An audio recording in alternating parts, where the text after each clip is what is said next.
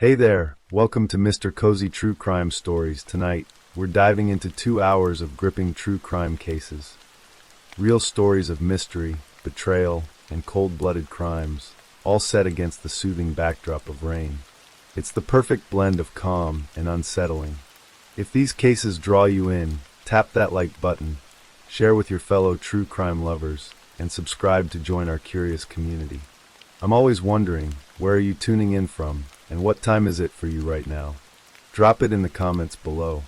Now settle in, and let's dig into the darkness. Story 1. The city of Chapecó in the southern Brazilian state of Santa Catarina had always been a place where hard work and dedication were valued, where those who pursued excellence in their chosen fields were respected and celebrated by the community. For 41-year-old Walter de Vargas Ida, known affectionately to friends and clients as Valtinho, Chapecó was home, the place where he had built a life centered around discipline, physical achievement, and helping others reach their fitness goals. As September 2025 began, Walter was at the peak of his athletic career, a 5-time state bodybuilding champion who had recently finished as runner-up at the World Fitness Federation competition in 2024, representing Brazil on the international stage with pride. He worked as a personal trainer at a local gym where clients admired not only his physique, but his dedication to their success, his encouraging words that pushed them to become stronger versions of themselves. On social media, thousands of followers watched as he shared training tips, competition photos, and glimpses into the life of someone who had devoted himself entirely to the pursuit of physical perfection. But beneath the surface of success and achievement, Walter's personal life had become a landscape of fear, surveillance, and escalating threats that he could no longer ignore. He was married to 43-year-old Andrea Carvalho Ida, a union that from the outside appeared unremarkable. Neighbors described the couple as quiet, their interactions seemingly ordinary. They had married in 2021, and for a time, perhaps, the relationship had held promise.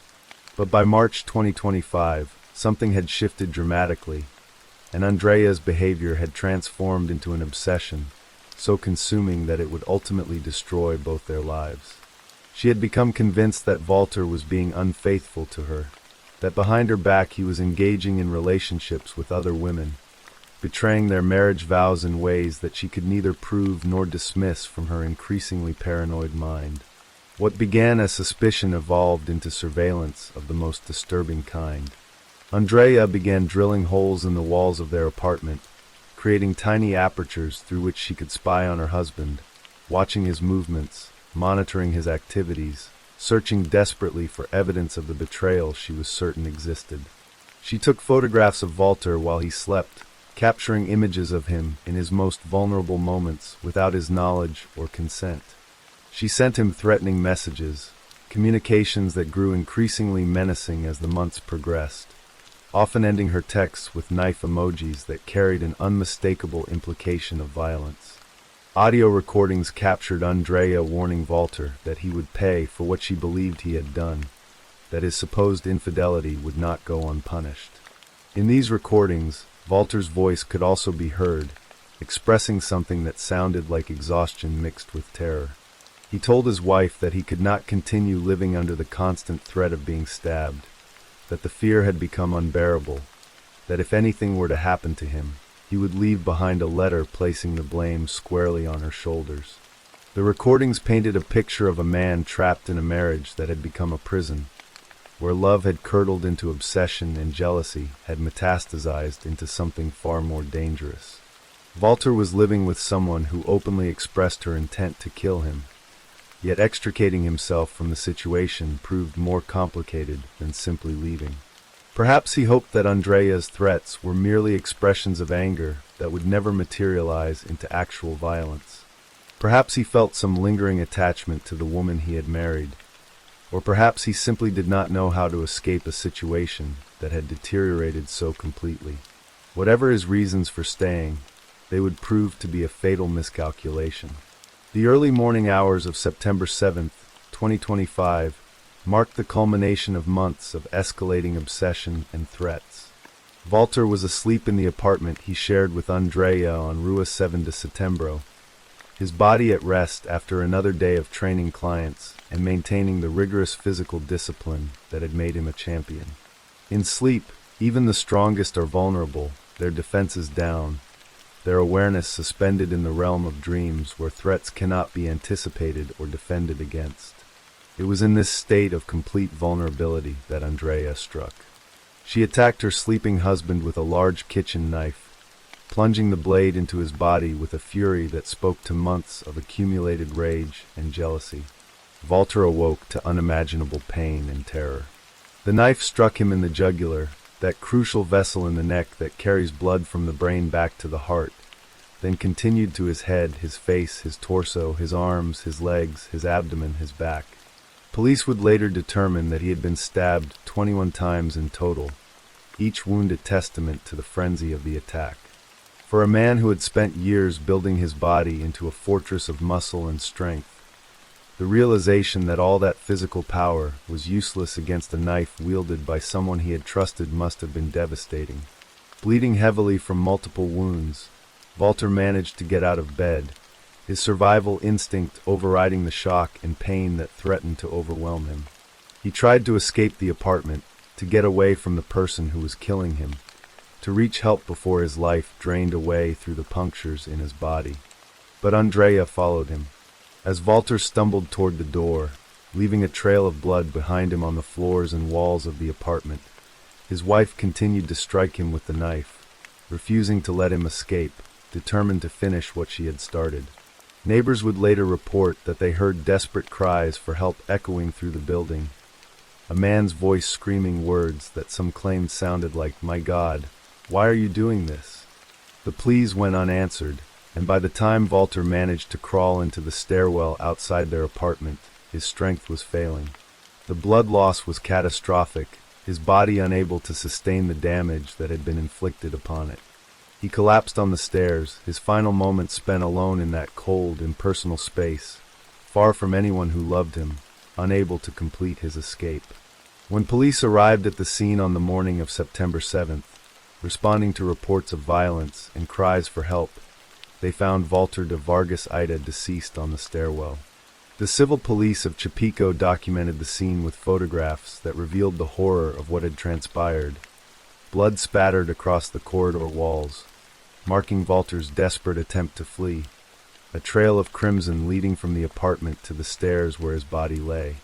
The images released by authorities showed a scene of such violence that it was difficult to reconcile with the quiet couple that neighbors had thought they knew. Inside the apartment, more blood marked the bedroom where the attack had begun, evidence of the initial assault while Walter slept.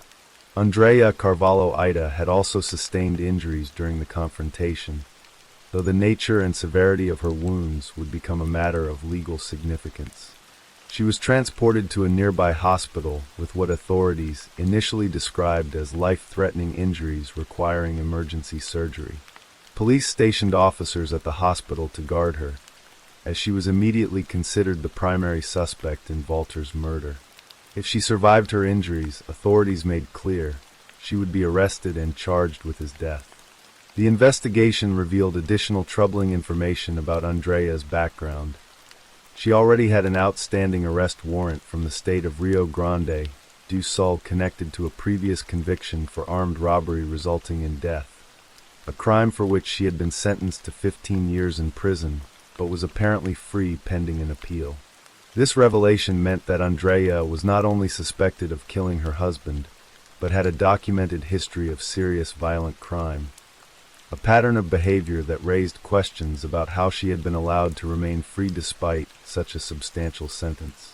As detectives worked to piece together the events of that fatal morning, they examined the physical evidence, interviewed neighbors, and reviewed the audio recordings and photographs that Andrea herself had created during her months of surveillance. The investigation revealed a portrait of obsession and control, of a woman who had convinced herself that her husband's supposed infidelity justified increasingly extreme measures of monitoring and intimidation.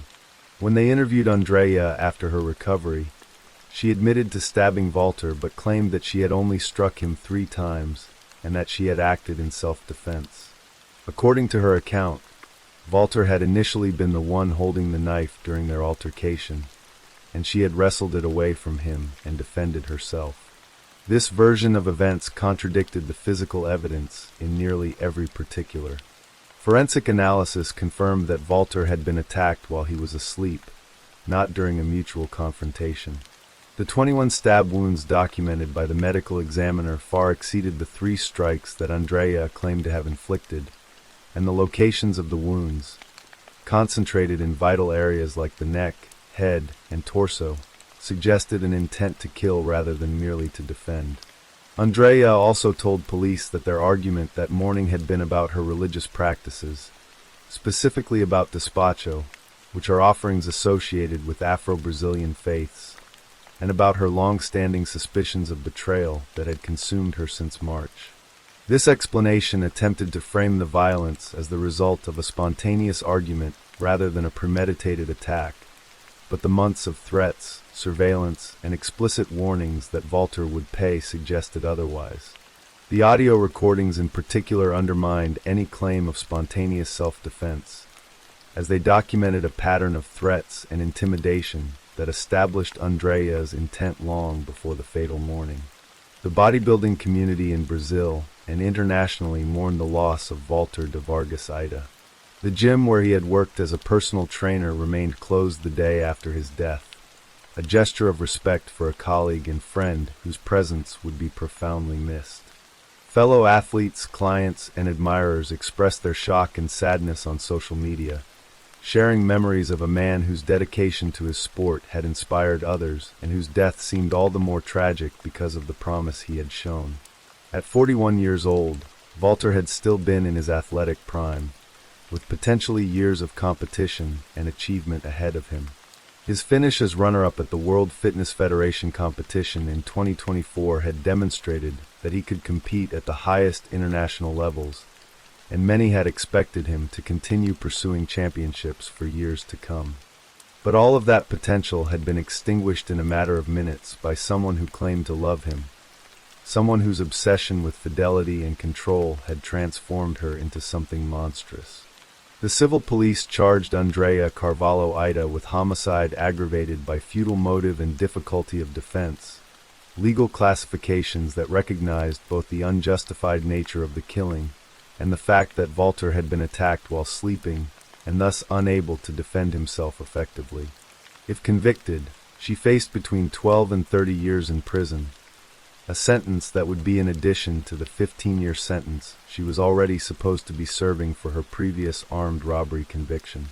Prosecutors began preparing their case, gathering the physical evidence, witness testimony, audio recordings, and forensic analysis that would paint a comprehensive picture of what had happened in that apartment on Rua 7 de Setembro. As the investigation continued through the autumn of 2025, additional details emerged about the relationship between Walter and Andrea, pieces of information that helped explain how a marriage that had begun in 2021 with presumably some degree of hope and affection had deteriorated into surveillance, threats, and ultimately murder. Friends and acquaintances were interviewed, some confirming that they had noticed changes in Walter's demeanor in the months before his death, signs of stress and fear that he had perhaps tried to hide, but that had occasionally surfaced. The fact that he had explicitly told Andrea he could no longer live under the threat of being stabbed, and that he had planned to leave a letter blaming her if anything happened to him, suggested that Walter had some awareness of the danger he was in, but had been unable or unwilling to take the definitive action that might have saved his life. The case of Walter de Vargas Ida serves as a haunting reminder that domestic violence and obsessive control can affect anyone, regardless of physical strength or social standing. Walter was a champion bodybuilder, a man whose profession involved cultivating physical power and resilience, yet none of that protected him when the threat came from within his own home, from the person who shared his bed and his life. His death highlights the particular vulnerability that comes with trust, the way that allowing someone into our most intimate spaces creates opportunities for both love and violence, and how the line between protection and danger can become blurred when jealousy and obsession take root in a relationship. For the community in Chapico that had watched Walter compete and succeed, that had sought his guidance in their own fitness journeys, and that had celebrated his achievements as representative of what hard work and dedication could accomplish. His death was a profound loss that extended beyond the personal tragedy to touch on broader questions about relationship violence and the warning signs that so often go unheeded until it is too late. As Andrea Carvalho Ida remained behind bars awaiting trial, as prosecutors built their case and forensic experts finalized their reports, Walter's family, friends, clients, and colleagues were left to mourn a life cut short by jealousy and rage, to remember a man who had dedicated himself to building strength, but had ultimately been destroyed by someone who saw his imagined betrayals as justification for the most final act of violence. The photographs of Walter at bodybuilding competitions, muscles flexed and trophy held high, would remain on social media as monuments to what he had achieved, frozen images of vitality and success that now carried the additional weight of tragedy, reminders that all the physical power in the world cannot protect us from the people we choose to love and the trust we place in them. Story 2. The Cascade Mountains of Washington State rise in dramatic peaks and valleys, where pristine forests give way to alpine meadows and crystalline streams cut through ancient rock. In the spring of 2025, the community of Wenatchee, nestled in the heart of this rugged landscape, prepared for another tourist season in the surrounding wilderness. For those who called this region home, the mountains represented both beauty and danger, a place where nature demanded respect, and where the unprepared could quickly find themselves in peril. Travis Caleb Decker was 32 years old in May 2025, a father of 3 young daughters, and a military veteran struggling to find his place in civilian life. His journey to that spring had been marked by service, sacrifice, and ultimately a descent into mental illness that would culminate in an act of unspeakable horror. Decker had joined the United States Army in March 2012, becoming an infantryman with dreams of serving his country. He received extensive training in navigation, survival, and combat tactics, skills that would serve him well during his 4-month deployment to Afghanistan in 2014. For a young man seeking purpose and structure, the military provided both, giving him a framework within which to channel his energy and abilities. But war leaves marks on those who experience it, wounds both visible and invisible. When Decker returned from Afghanistan, he carried with him the psychological scars of combat. Post-traumatic stress disorder began manifesting in ways that disrupted his daily life. His wife Whitney, whom he had married and with whom he was building a family, witnessed the changes in her husband. He suffered from severe paranoia, nightmares that would wake him screaming in the middle of the night, and insomnia that left him exhausted and unable to function normally. Whitney tried to help Travis navigate his mental health challenges. She stood by him as he struggled with symptoms that grew more severe over time. He would suddenly leave without explanation, disappearing for hours or days. His behavior became increasingly erratic and unpredictable. Yet there was no violence directed at Whitney or their daughters during this period. Travis was not an aggressive or physically threatening man toward his family, even as his mental state deteriorated. In 2021, Decker left active duty with the Army and joined the Washington Army National Guard, achieving the rank of sergeant and serving with the 81st Brigade. The transition from full-time military service to civilian life with part-time guard duties proved difficult. Whitney later described the military as having provided bumpers that kept Travis in line, structure and supervision that helped manage his symptoms. Without that constant framework, his issues began to spiral. Travis attempted to seek help through the Department of Veterans Affairs, calling the Veterans Crisis Line, and trying to navigate the system designed to support former service members. But the process proved overwhelming, filled with bureaucratic obstacles and requirements that he could not fulfill.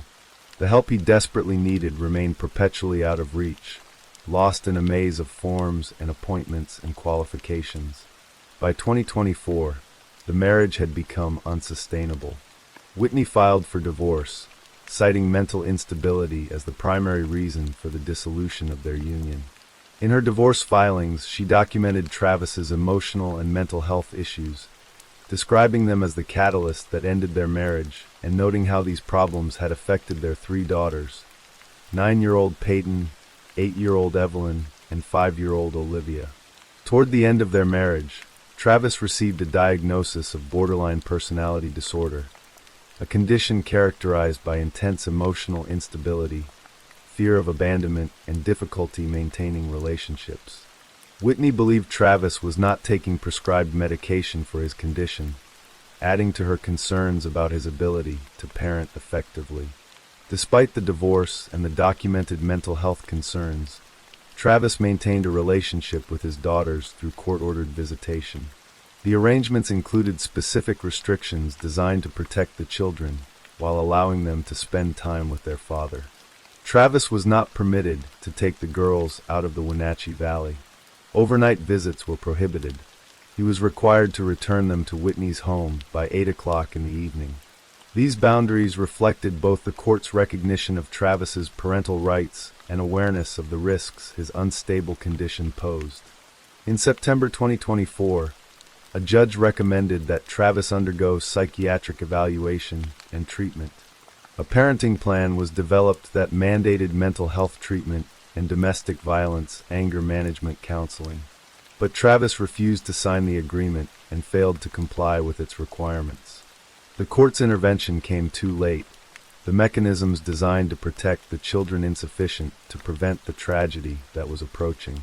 By early 2025, Travis was homeless, living in hotels or campgrounds, lacking the stability necessary to maintain permanent housing. He continued his National Guard service, but the military had initiated separation proceedings for disciplinary reasons, though the process had not yet been completed. His life was unraveling, the structure and purpose he had once found in military service replaced by instability and isolation. Whitney, despite her divorce and concerns about Travis's mental state, maintained communication with him regarding their daughters. She told investigators that Travis had always been reliable about returning the children on schedule, honoring his visitation times and communicating any delays. This reliability made what happened on May 30th all the more shocking. Thursday, May 30th, 2025, began as a routine visitation day. Travis picked up his 3 daughters for what was supposed to be a brief 3-hour visit within the Wenatchee area. Peyton, the oldest at 9, was beginning to develop her own personality and interests. Evelyn, 8 years old, was in the middle, navigating the position between older and younger sibling. 5-year-old Olivia was still very much a small child, dependent on adults for care and protection. The hours passed and 8 o'clock came, and went without Travis returning the girls. Whitney attempted to contact him, but his phone went directly to voicemail, an ominous silence where communication had always existed before. As the evening stretched on with no word from Travis and no sign of the children, Whitney's concern transformed into alarm. This was unprecedented. Travis had never failed to return the girls on time. He always communicated if something delayed him. Whitney drove to the Wenatchee Police Department to report the situation. When she arrived, she was visibly distressed, her maternal instincts screaming that something was terribly wrong. She explained to officers that Travis was not permitted to keep the children past 8 in the evening, and that overnight visits were prohibited under their custody agreement. She emphasized that this behavior was completely out of character for him. Law enforcement immediately began checking local hotels, motels, and camping sites, searching for any sign of Decker and the 3 girls. The Wenatchee Police Department requested an Amber Alert be issued, recognizing the urgency of the situation. But the request was denied due to lack of evidence that the children were in imminent grave danger. Without that threshold being met, the most powerful tool for mobilizing public awareness remained unavailable. The following day, May 31st, when Travis and the girls failed to appear at a scheduled event, additional information was shared with the Washington State Patrol. An endangered missing person alert was issued, a less urgent designation than an Amber Alert, but one that at least brought public attention to the disappearance. A multi-agency search effort was launched across Chelan County, with law enforcement agencies coordinating their resources to locate the missing father and his 3 daughters. What investigators did not know, what no one could have imagined, was that by the time Whitney reported her daughters missing, all 3 girls were already dead. On June 2nd, 3 days after the children disappeared, a Chelan County Sheriff's deputy, searching the area around Leavenworth, made a discovery that would shatter the community.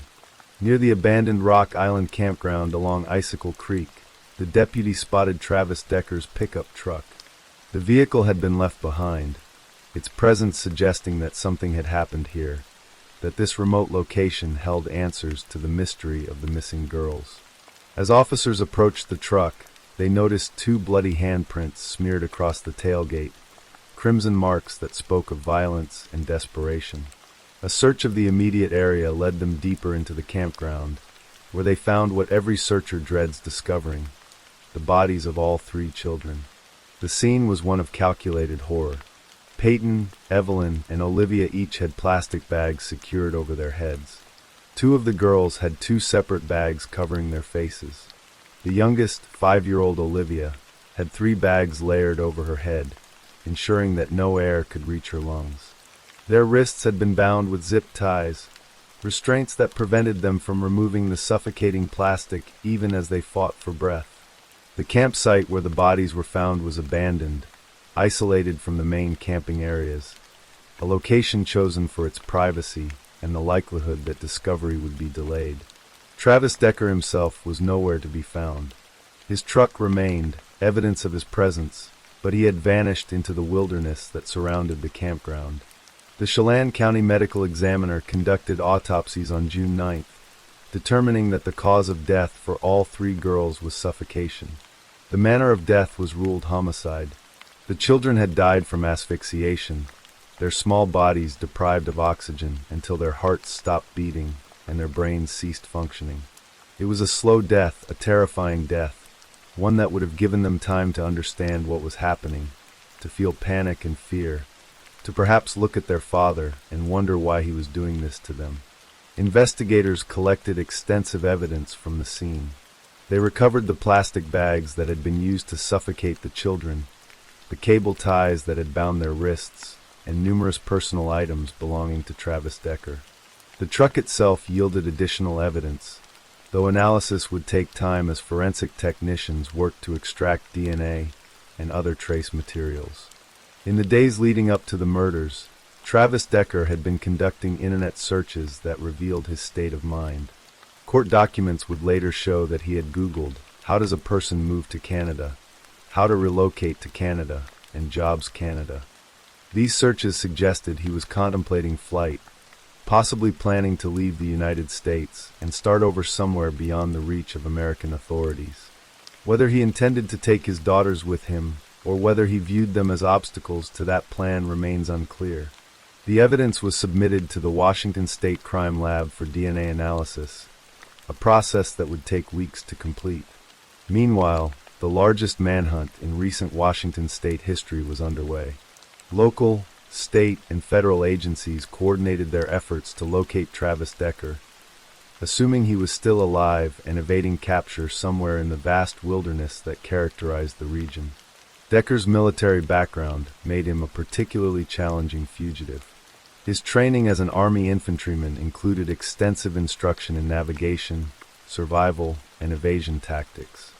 His father told investigators that Travis had previously gone off-grid for extended periods, sometimes living in the wilderness for up to 2 months at a time, demonstrating his capability to survive without access to conventional resources. Search teams scoured hundreds of square miles of rugged terrain, using aircraft, ground units, and specialized tracking resources. Potential sightings were reported and investigated, including one that led authorities as far as Idaho's Sawtooth National Forest, though this proved to be unfounded.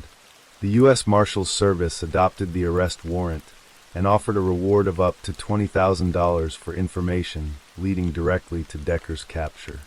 On August 6th, the Washington State Crime Lab completed its analysis of the evidence collected at the crime scene. The results were definitive and damning. DNA profiles matching Travis Decker were found on the plastic bags that had been placed over each of his daughters' heads. His DNA was also present on the cable ties used to bind their wrists. Most significantly, no other DNA profiles besides those of Travis and his 3 daughters were found on any of the evidence. The completion of this DNA analysis provides additional evidence that indicates Travis Decker is the only suspect involved in committing these homicides. There had been no accomplice, no other person involved in the deaths of Peyton, Evelyn, and Olivia. Their father had killed them alone. Travis was formally charged with 3 counts of first-degree aggravated murder and 3 counts of first-degree kidnapping. Federal prosecutors added a charge of unlawful flight to avoid prosecution, but the charges were symbolic in the absence of the accused. Travis Decker remained a ghost, hidden somewhere in the wilderness or perhaps already dead, his body undiscovered among the countless ravines and forested slopes of the Cascade Mountains. The months wore on through the summer of 2025 with no sign of the fugitive father. The search continued, but leads grew scarce. Then, on September 19th, nearly 4 months after the murders, search teams working in a remote area of Grindstone Mountain at an elevation of 4,000 feet made a grim discovery. Decomposing human remains were found surrounded by personal items: a shirt, shorts, chewing tobacco, and a bracelet, all believed to belong to Travis Decker. The condition of the remains and the remote location where they were found made it impossible to immediately determine cause of death. On September 23rd, the U.S. Marshals Service filed a motion with the federal court to dismiss the case against Decker and quash his arrest warrant, stating that the United States Marshals Service has advised the defendant Travis Caleb Decker is deceased. By September 25th, DNA testing had confirmed what investigators believed. The remains discovered on Grindstone Mountain were indeed those of Travis Caleb Decker. The manhunt was over. The Chelan County coroner announced that the body was too decomposed to perform a traditional autopsy, making it impossible to determine whether Decker had died by suicide, accident, or some other cause. Travis Caleb Decker was dead, having evaded capture for nearly 4 months in the wilderness where he had once demonstrated his survival skills. Whether he had died shortly after murdering his daughters, or had survived for weeks before succumbing to the elements or to his own hand, would never be definitively known. The community of Wenatchee and the surrounding region struggled to comprehend what had happened. 3 innocent children, girls who should have been protected by their father, had instead been murdered by him in an act of incomprehensible cruelty. Whitney Decker, the girl's mother, faced unimaginable grief. Through her attorney, she released a statement emphasizing that Travis had never been violent toward her or the children during their marriage, that his mental health struggles had led to the dissolution of their relationship, but had never manifested as physical aggression. The statement highlighted the tragedy of a system that had failed to provide adequate mental health support to a veteran in crisis. The story of Travis Caleb Decker and his 3 daughters stands as a dark testament to the devastating consequences of untreated mental illness, the limitations of family court protections, and the challenges veterans face when seeking help for psychological wounds sustained in service to their country. Travis had served in Afghanistan, had experienced combat, and had returned with invisible injuries that the system proved unable or unwilling to adequately address. The wilderness of the Cascade Mountains holds many secrets, but few as tragic as the events that unfolded near Rock Island Campground in the spring of 2025. The beauty of that landscape, the same forests and mountains that draw tourists and outdoor enthusiasts, became the backdrop for an act of filicide that shocked the nation and left a community forever changed. Story 3.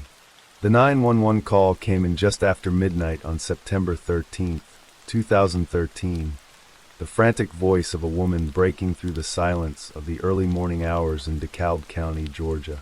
"I just kept shooting and shooting and shooting," 30-year-old Victoria Rickman told the emergency dispatcher, her voice wavering between sobs and what sounded like shock. When the operator asked where she had shot him, Victoria's response was chilling in its simplicity. "I shot him all over." Police officers raced to the residence on Clifton Road, unsure what scene would greet them when they arrived. What they found was a woman standing in the doorway holding a small dog, her hair wet, dressed in clean pajamas, appearing remarkably composed for someone who claimed to have just been abused and forced to kill her attacker in self-defense. Victoria Rickman told the responding officers a story that would dominate headlines and courtrooms for years to come. He abused me again, and I shot him. But when officers stepped inside and made their way to the bedroom, they discovered a scene that would tell a very different story than the one Victoria was offering. William James Carter Jr., known to friends and family as Will, lay face up on the bed, his body riddled with bullet holes. Blood had sprayed across the wall near the window in a pattern that suggested violence, so extreme it was difficult to comprehend. An autopsy would later reveal the full extent of what had happened in that bedroom. Will Carter had been shot 10 times. 4 bullets had torn through his chest, 3 had entered his back, 1 had struck his arm, and 2 had been fired into his head. 3 of the gunshot wounds showed evidence of stippling, powder burns that indicated the gun had been fired at extremely close range, while the other 7 did not. Will also had bruises on his chin and left arm that appeared to have been caused by a blunt object. For the officers standing in that bedroom, looking at a body that had been shot 10 times from multiple angles, the claim of self-defense seemed difficult to reconcile with the physical evidence before them. To understand how this night of violence came to pass, one must journey back 3 years to when Victoria Rickman and Will Carter first met through mutual friends. Both were 30 years old, both were divorced, and both had young children from previous relationships. Will had a daughter and Victoria had a son who were roughly the same age. Friends who knew them in those early days said they bonded over their shared experiences as parents, that Will was good with his daughter, and Victoria admired that quality in him. They seemed, at least initially, like 2 people who had found companionship after difficult first marriages, 2 single parents navigating the challenges of raising children while trying to build new lives. But what began as a promising connection quickly deteriorated into something toxic and volatile. Over their 3-year relationship, Victoria and Will developed a pattern of behavior that alarmed those around them. A cycle of verbal and physical abuse, accusations and counter-accusations, empty threats to obtain protective orders, and numerous calls to 911. It was a relationship marked by constant drama and escalating violence. Friends who observed their interactions described it as back and forth, just very toxic. Will's parents, William Carter Sr. and his wife, had grown increasingly concerned about their son's relationship with Victoria. They knew the couple had a volatile relationship and had warned their son repeatedly that Victoria was trouble. Their fears were not unfounded. There had been an incident where Victoria had hit Will in the head with a hammer and bitten him in the back. Will Carter Sr. telling his son after that violent episode, "If she'd had a gun, she'd have killed you." Those words would prove tragically prophetic. Victoria, however, told police a different story about the hammer incident. She claimed that Will had tried to force her to have physical relation with him, and that she had used the hammer to fight him off. Will was arrested for physical assault and simple assault based on her allegations. This pattern, accusations of violence, police involvement, conflicting stories about who was the aggressor and who was the victim, would characterize their relationship until its deadly conclusion. Evidence would later emerge that Victoria had a history of making false accusations against men in her life.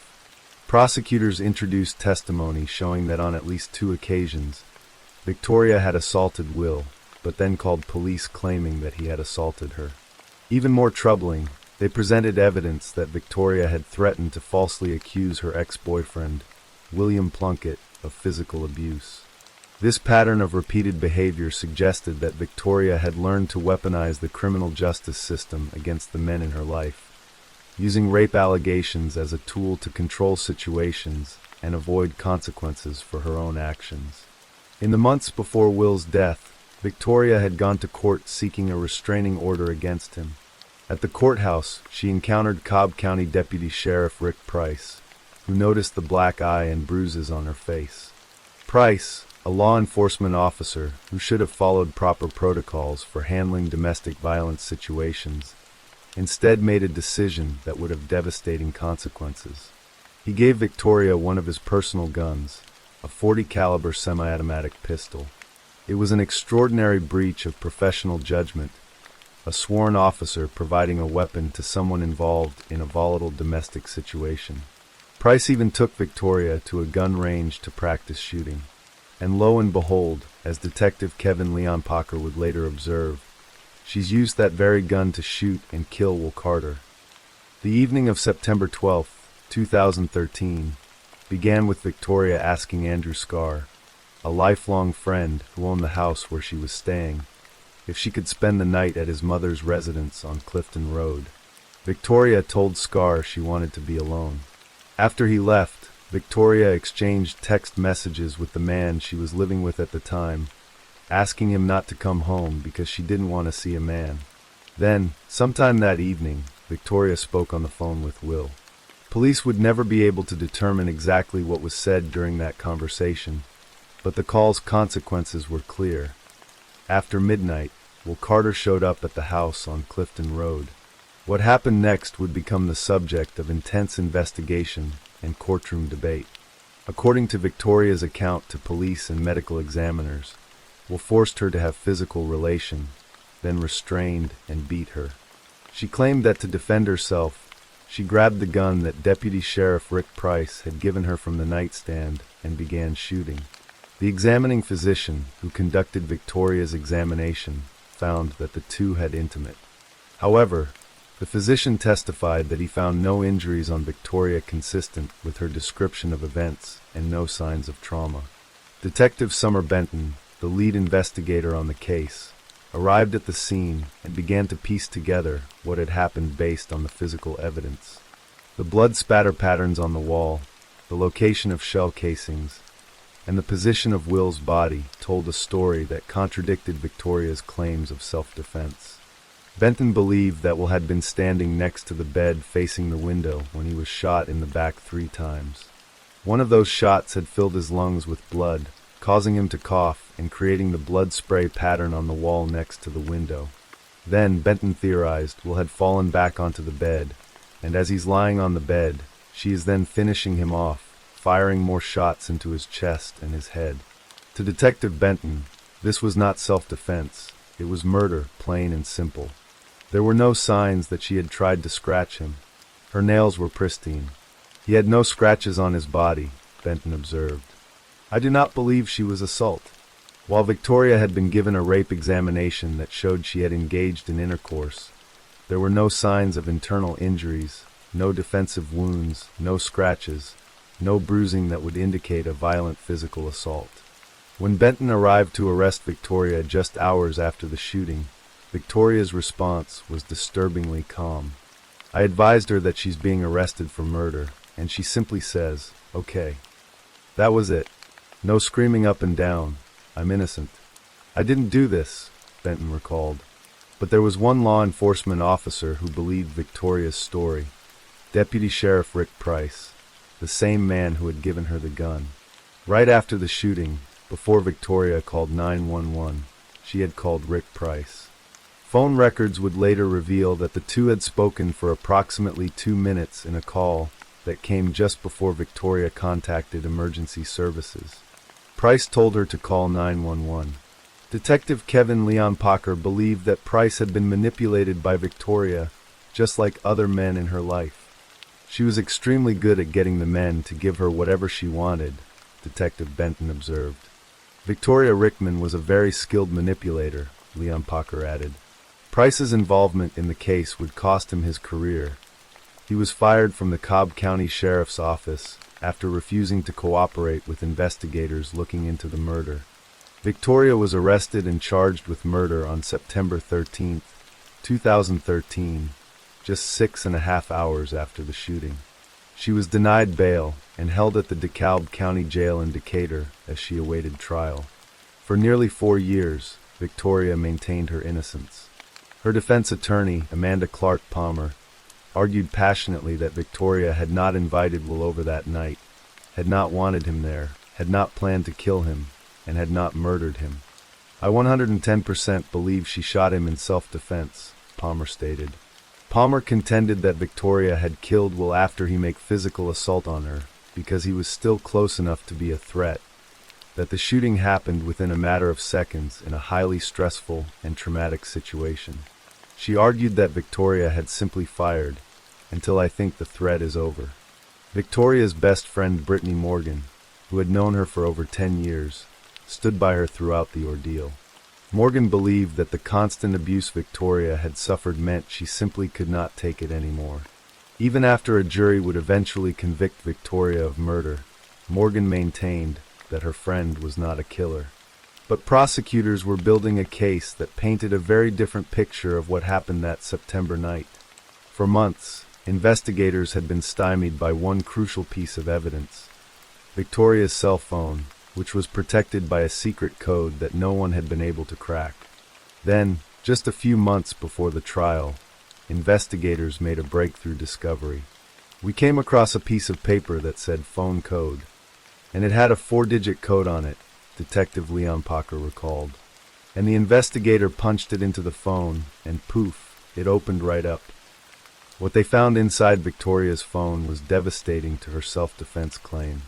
Text messages revealed that on the evening before the shooting, Victoria had been exchanging messages with Will.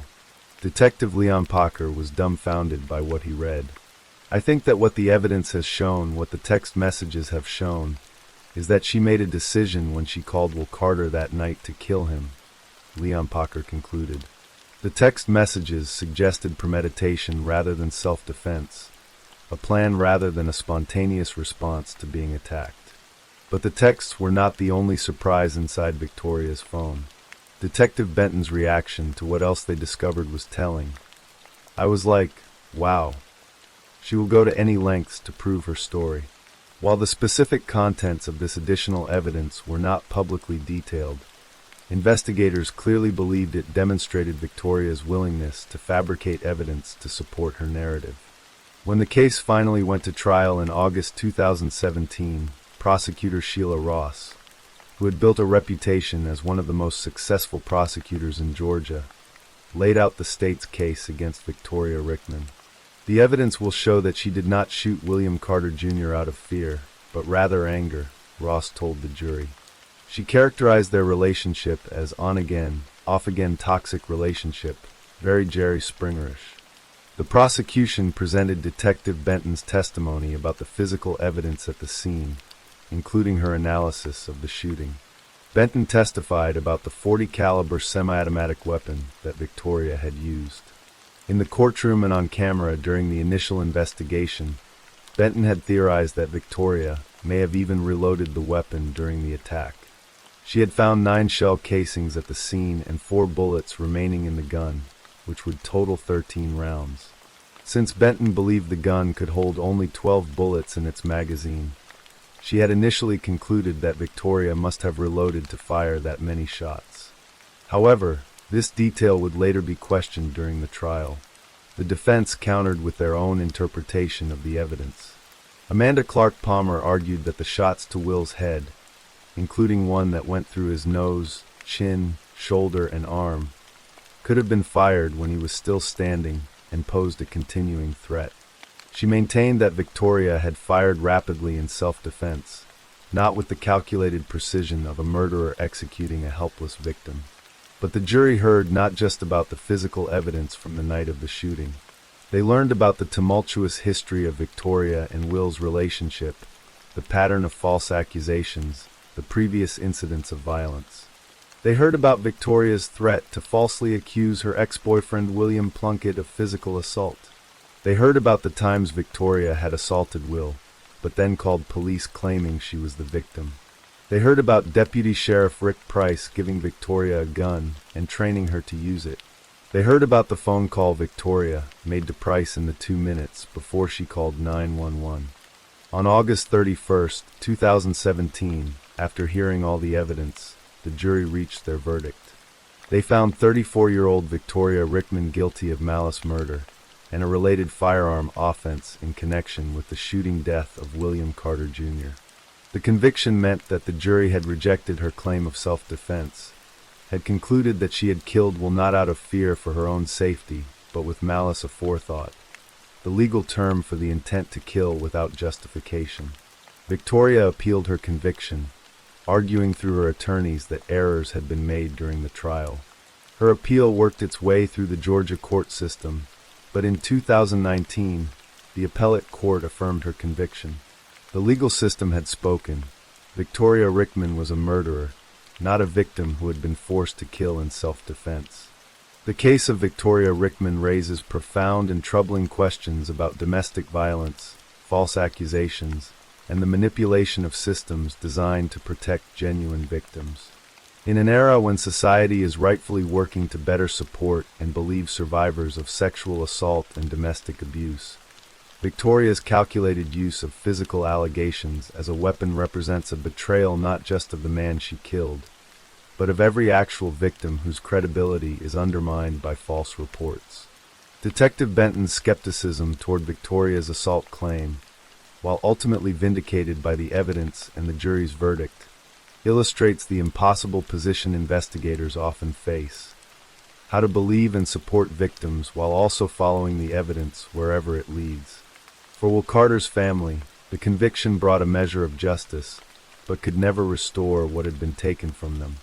Will Carter Sr. had warned his son that Victoria would kill him if she had a gun, and that is exactly what happened. A 30-year-old man, a father who loved his daughter, had died naked in a bedroom, shot 10 times by a woman who then claimed she was the victim.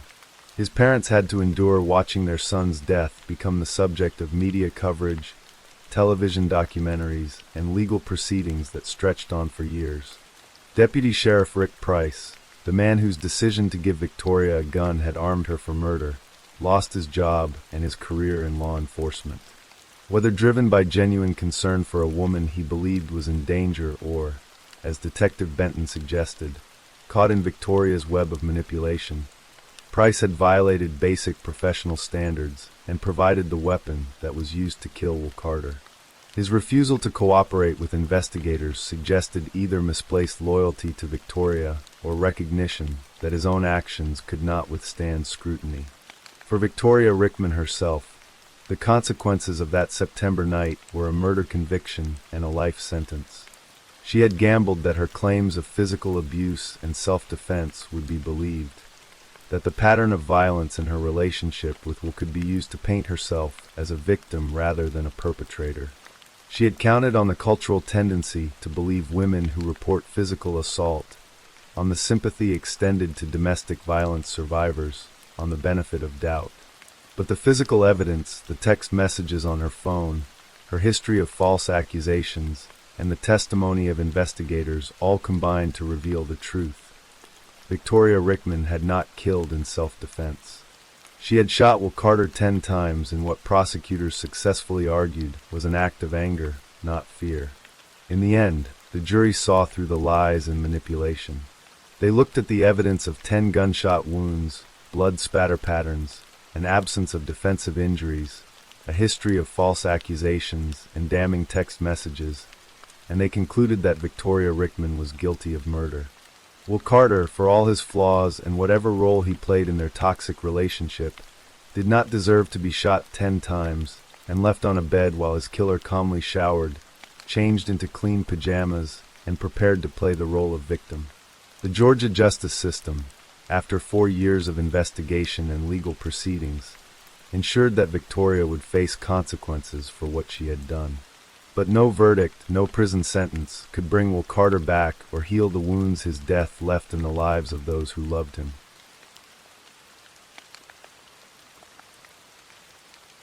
Story 4. The village of Baltonsboro, nestled in the green heart of Somerset, is a place where time seems to slow. It is a tapestry of old stone cottages, a babbling brook, and fields that roll away into the soft English haze. It is the kind of place people move to for peace, a sanctuary from the noise and chaos of the modern world.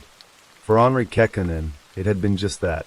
At 41, the quiet Finnish man had built a life there, a life centered around the woman he loved, a life that was about to end in the one place he should have been safest, his own bed. Their story, like so many in the 21st century, had begun not in a chance meeting in a sun-dappled pub garden, but in the ethereal, placeless realm of the internet.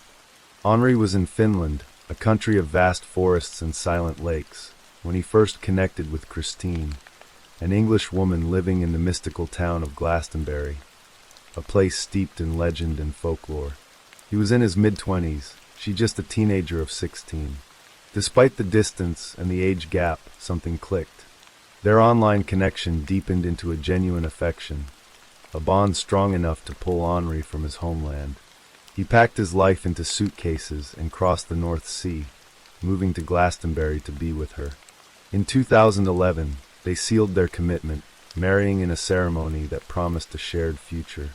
To the outside world, they were a devoted couple. Henri was a man of quiet kindness, a gentle soul with a passion for music whose spirit seemed to resonate with the calm of the English countryside. Friends, neighbors, and even the healthcare professionals who would later come to know them well, all painted the same portrait. Henri was a kind, caring, and doting husband. He was Christine's rock, her primary carer, a man who consistently put her welfare before his own ambitions. If he had dreams of his own, he put them on hold for her. She, it seemed, always came first. For Christine, life was a more turbulent sea. From a young age, her mind had been a fragile and often frightening place. A history of mental health struggles trailed behind her like a shadow, a diagnosis of a depressive disorder confirmed in 2017 when the darkness had threatened to overwhelm her completely, bringing with it thoughts of suicide. Henri stood by her, a steadfast presence in the storm of her illness. He was the anchor in her tumultuous world. But by 2023, a new and insidious element began to creep into Christine's mind. A paranoia, sharp and specific, took root. She became convinced that her phone had been compromised, that faceless, malevolent individuals were watching her every move, listening to her every word through the small black rectangle she carried with her everywhere. This wasn't a vague anxiety. It was a concrete and terrifying reality for her. I was extremely fearful of these individuals and what they might do, she would later explain, her voice trembling with the memory of that fear. She fully believed in the existence of the hackers. This mounting paranoia began to warp her perception of the world, twisting the familiar into the menacing. The sanctuary of her home, the quiet village, even the man who slept beside her every night, all became suspect. The fear was a constant, humming beneath the surface of their peaceful life in the bungalow they shared on Dunford Terrace in Baltonsborough. Henri, ever the protector, did his best to soothe her, to reason with the irrational fears that were consuming her. But her illness was a powerful and deceptive current, pulling her further and further from the shore of reality. The afternoon of May 9, 2024, began like any other. The spring sun cast long shadows across the neat lawns of Dunford Terrace. Nothing in the air hinted at the horror that was about to unfold. Inside the Kekkonen's bungalow, the quiet of the afternoon was about to be shattered by a single, violent act. Sometime between 4 o'clock and 20 minutes past, in the intimacy of their shared bedroom, the fragile piece of their life together was irrevocably broken. Later, Christine would offer fragmented, disjointed memories of the moments leading up to the act. She spoke of waking up while her husband was still asleep, of a sudden, overwhelming terror. Then he sat up and approached me, and I was so frightened. I thought he would harm me, she told a courtroom, her voice barely a whisper. In her mind, a mind clouded by paranoia and illness, the man who had devoted his life to her care had become a threat. The hackers she believed were watching her, the constant fear of being monitored. It had all coalesced into a single, terrifying moment. She retreated to her side of the bed, her hand closing around the cold, hard handle of a knife. What happened next was a blur of motion and a flash of steel. I pushed him away. I wanted him to get away from me, she explained. The knife, held tight in her right hand, made contact. A single, fatal blow to the neck. In the stunned silence that followed, as the lifeblood of her husband began to stain the sheets of their bed, the fog of her panic seemed to momentarily clear, replaced by the cold, stark reality of what she had done. The fear that had driven her to this point was eclipsed by a new, more terrible understanding. I understood when I saw all the blood, she recalled. At 4:21 p.m., just moments after the attack, Christine Kekkonen reached for a phone. Not to call for an ambulance, not to try and save the man gasping for life beside her, but to send a message to her mother. The words were a desperate, digital cry for help, a confession, and a plea all at once. "Mum, please get the police here now. Please. I've done something awful." She sent the message from both her phone and her husband's. The message landed like a grenade in her mother's life. A frantic phone call from her mother to Christine followed. "I think I've killed him," Christine sobbed down the line. "I stuck a knife in his neck." Her father, now aware of the unfolding nightmare, immediately dialed 999, his voice tight with a panic he could barely control. Within 15 minutes, the quiet of Dunford Terrace was broken by the wail of sirens. Paramedics and police officers rushed to the scene, their minds prepared for a medical emergency, but not for what they were about to find. They entered the bungalow and found Henri Kekkonen in the bedroom. He was beyond saving. Despite their desperate efforts, the single stab wound had been too deep, too catastrophic. Henri was pronounced dead at the scene. The bedroom, the most intimate space in their shared life, had become a crime scene. Significant blood stains soaked the couple's bed, a brutal testament to Henry's final moments. On the floor, beside the bed, lay the weapon, a kitchen knife. But the investigators would later discover something that spoke not of a chaotic, panicked attack, but of a chilling presence of mind. The knife Christine used had been hidden at the side of their bed, a detail that suggested not a spontaneous act of fear, but a degree of forethought, of deliberation. For Christine, the world had shrunk to the cold, sterile confines of a police car and then a custody suite. The fear that had consumed her for months was now replaced by a disorienting numbness. She was arrested on suspicion of murder, the gravity of the charge settling around her like a shroud. In custody, her words were a strange mix of confession and confusion. "I don't deserve to be made comfortable for what I've done," she mumbled at one point, a flicker of remorse breaking through the fog. At another, she added, "I couldn't help it."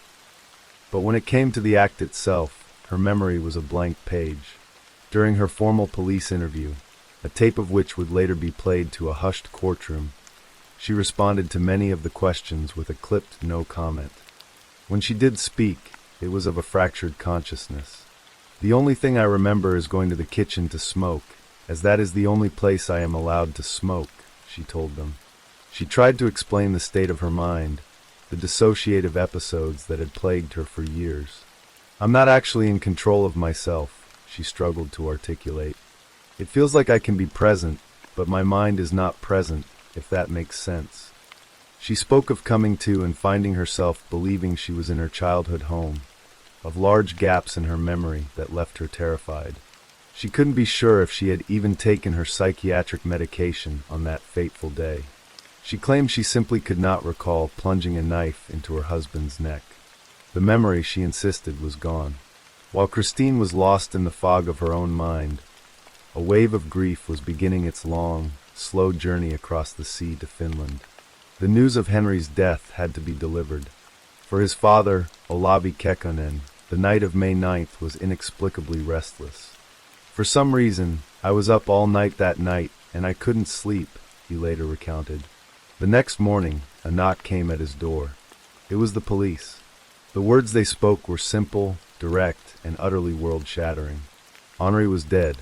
"My whole world collapsed when they told me that," Olavi said, the pain still raw in his voice months later. The grief was immense, but it was compounded by a profound and painful confusion. He knew his son. He knew the gentle, non-violent man he had raised. The idea that Christine, the woman his son had loved and cared for so deeply, could be responsible was almost impossible to process. "Henri has never been violent," he stated with unwavering certainty. The news was just as devastating for Henry's half-sister, Helmina Suurinen. Her relationship with Henri had been one of distance and hope. She had never met him in person, but he was a constant, almost mythical figure in her life.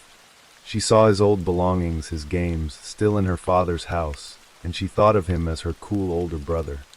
She had always held on to the dream that one day they would meet, that she would finally have a relationship with him. The day Henri died, my father, Olavi Kekkonen, called me and told me that Henri was dead. It was the hardest phone call of my life, she recalled.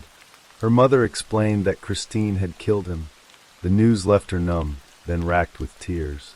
I felt robbed of a relationship with him, she said, her words heavy with the weight of what could have been. I always hoped that I would have a relationship with him one day, and now I have a lot of questions I want to ask him, and I will never know the answers. I feel like he was stolen from me before I even got to know him. Christine had not just taken Henry's life, she had taken a future from his family, a future filled with unanswered questions and unmet brothers. The case against Christine Kekkonen proceeded to Bristol Crown Court. She stood in the dock, a slight, vulnerable figure, and pleaded not guilty to the charge of murder. Her defense was built on the foundation of her fragile mental state. Her barrister, Louise Sweet, argued that Christine had not intended to kill or even seriously harm her husband. The act, she contended, was born of a profound and terrifying fear, a delusional state in which Christine genuinely believed she was in danger. She had been extremely frightened. When Christine took the stand in her own defense, she painted a picture of a woman tormented by her own mind. She spoke of her love for Henri, of her wishes for his happiness. In an ideal world, I would have wished for him to be successful, happy, and not burdened by my illness, she told the jury, her words a poignant acknowledgement of the strain her condition had placed on their marriage. When asked directly by her barrister, "Did you kill Henri intentionally?" her answer was firm and unwavering. "No, absolutely not." The prosecution, however, presented a different narrative. While acknowledging her history of mental health issues, they argued that her actions on that day went beyond the scope of her illness. They pointed to the text message sent just moments after the stabbing, a message that showed a clear and immediate understanding of what she had done. "I've done something awful." And they returned, again and again, to the knife. The fact that it had been hidden by the bed, they argued, was not the action of someone in a blind panic. It was evidence of a degree of deliberation. It suggested a thought process, however brief, a decision made before the final, fatal act. The jury was left to untangle the complex threads of the case.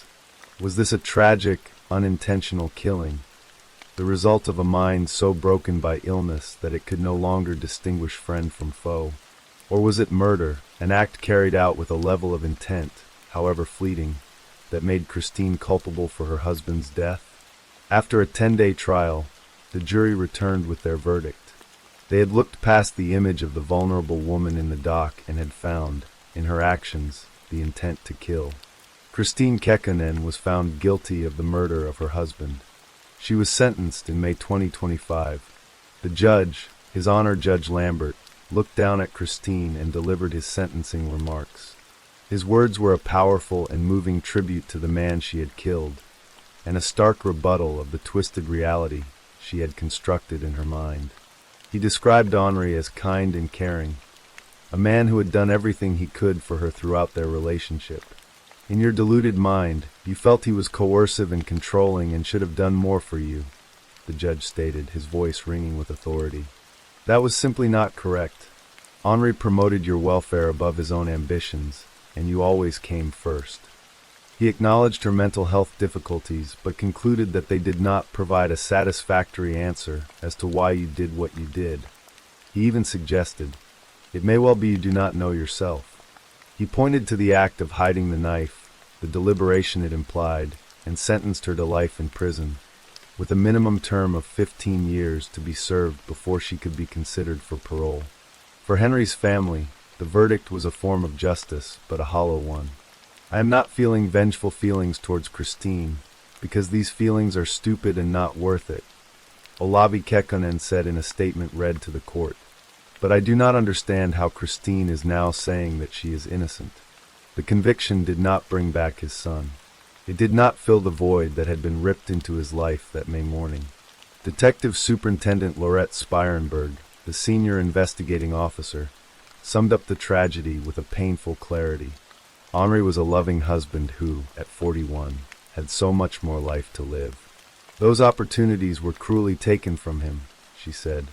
Christine Kekkonen is clearly a vulnerable woman, but her actions that afternoon have cut short the life of a man who completely doted on her.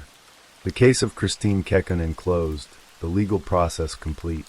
But the story leaves behind a legacy of unanswered questions and profound sadness.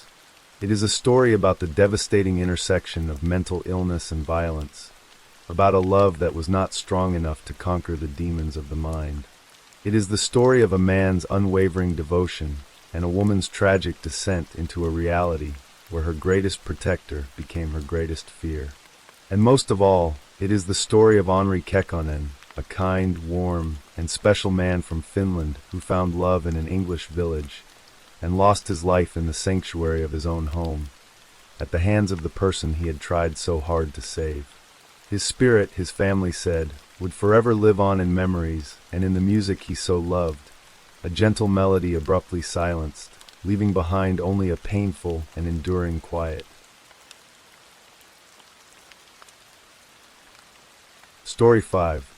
The 5th of April, 2025, dawned over Edirne with the deceptive promise of spring. The air in the ancient city, once the capital of the Ottoman Empire, carried the faint scent of blossoms and the damp earth. A city accustomed to the weight of history slumbering in its grand mosques and stone bridges. But on this day, history was not the only ghost that would walk its streets. In the quiet grounds of the Edirne Vocational and Technical Anatolian High School, a new and terrible story was about to be etched into the city's memory, a story written in blood. The school, located on Harasla Bayer Street in the Kavis Bay neighborhood, was deserted. The students had gone home, their laughter and chatter replaced by the lengthening shadows of the afternoon. It was in this unnatural quiet that a passerby saw something that did not belong. A shape on the ground, still and silent, near a workshop tucked away at the back of the school property. At first, it might have been mistaken for a discarded pile of clothes, but a second glance, a hesitant step closer, revealed the horrifying truth. It was a person, a young girl, lying motionless in a pose of unnatural repose. The call to the 112 emergency call center was frantic, the words tumbling out in a rush of shock and fear. Within minutes, the silence was shattered by the wail of sirens. Police and medical teams descended on the schoolyard, their presence a stark intrusion on the peaceful scene. The paramedics rushed forward, but it was too late. Their examination was brief and grim. The girl on the ground was dead. She had not died peacefully. Her body was a testament to a final, desperate struggle, marred by violence that was both intimate and savage. She had been stabbed, not once or twice, but dozens of times. Her name, they would soon learn, was Golden Coney. She was 16 years old, a girl on the cusp of womanhood, her life a canvas of vibrant colors that had just begun to be filled in. Now that canvas was irrevocably stained, her future stolen in a moment of brutal, incomprehensible rage. As the police secured the crime scene, casting a yellow tape that cordoned off the tragedy from the rest of the world, a question hung heavy in the air, as thick and oppressive as the gathering dusk. Who could have done this? And why? The investigation began with the painstaking process of piecing together Golden's last hours. Detectives from the Edirne Police Department spoke to her family, their faces etched with a grief so profound it was almost unbearable to witness. Her parents, Sammy and Zara Coney, and her older sister, Nurhan Alizrek, were plunged into a nightmare from which they would never fully awaken. Their world had been shattered, the foundation of their lives pulverized by a single act of violence. Through their tears, they spoke of Golden, of her dreams, of the simple, everyday moments that now seemed like precious, unattainable jewels. The most crucial leads, however, came not from words, but from the silent, unblinking eyes of technology. The school, like most public places, was monitored by CCTV cameras. Investigators began the methodical task of reviewing the footage, watching the ghostly parade of students and teachers, searching for a face, a moment, an interaction that could unlock the mystery of Golden's death. And then they found it. The footage showed Golden walking into the school courtyard that afternoon. She was not alone for long. A figure approached her, a boy. The two of them walked together, away from the main thoroughfares, toward the secluded area behind the lathe workshop. The boy's face was clear on the camera. His name was NSA. He was 15 years old. The camera recorded their slow walk to the back of the school. It recorded the passage of time, nearly an hour, during which they were hidden from its view. And then it recorded NSA walking away. He was alone. Golden Coney never walked out of that secluded spot. She never left the schoolyard alive. The footage was a silent, damning testament. NSA was the last person to see her alive. He was the prime suspect. When the police located NS, he was at the barber shop where he worked part-time. His family, when questioned, immediately provided an alibi. He had been at the shop all day, they insisted. They were protective, defensive, their words forming a wall around the boy. But the wall crumbled in the face of the indisputable evidence of the CCTV footage. He was arrested and taken into custody. Under questioning, NS's story began to shift and warp. At first, he offered denials. Then, faced with the irrefutable video evidence, his narrative changed. He admitted to being with Golden. He claimed she was his girlfriend, that they had argued. He said he had killed her, but it was an accident, a moment of drunken rage that he couldn't control.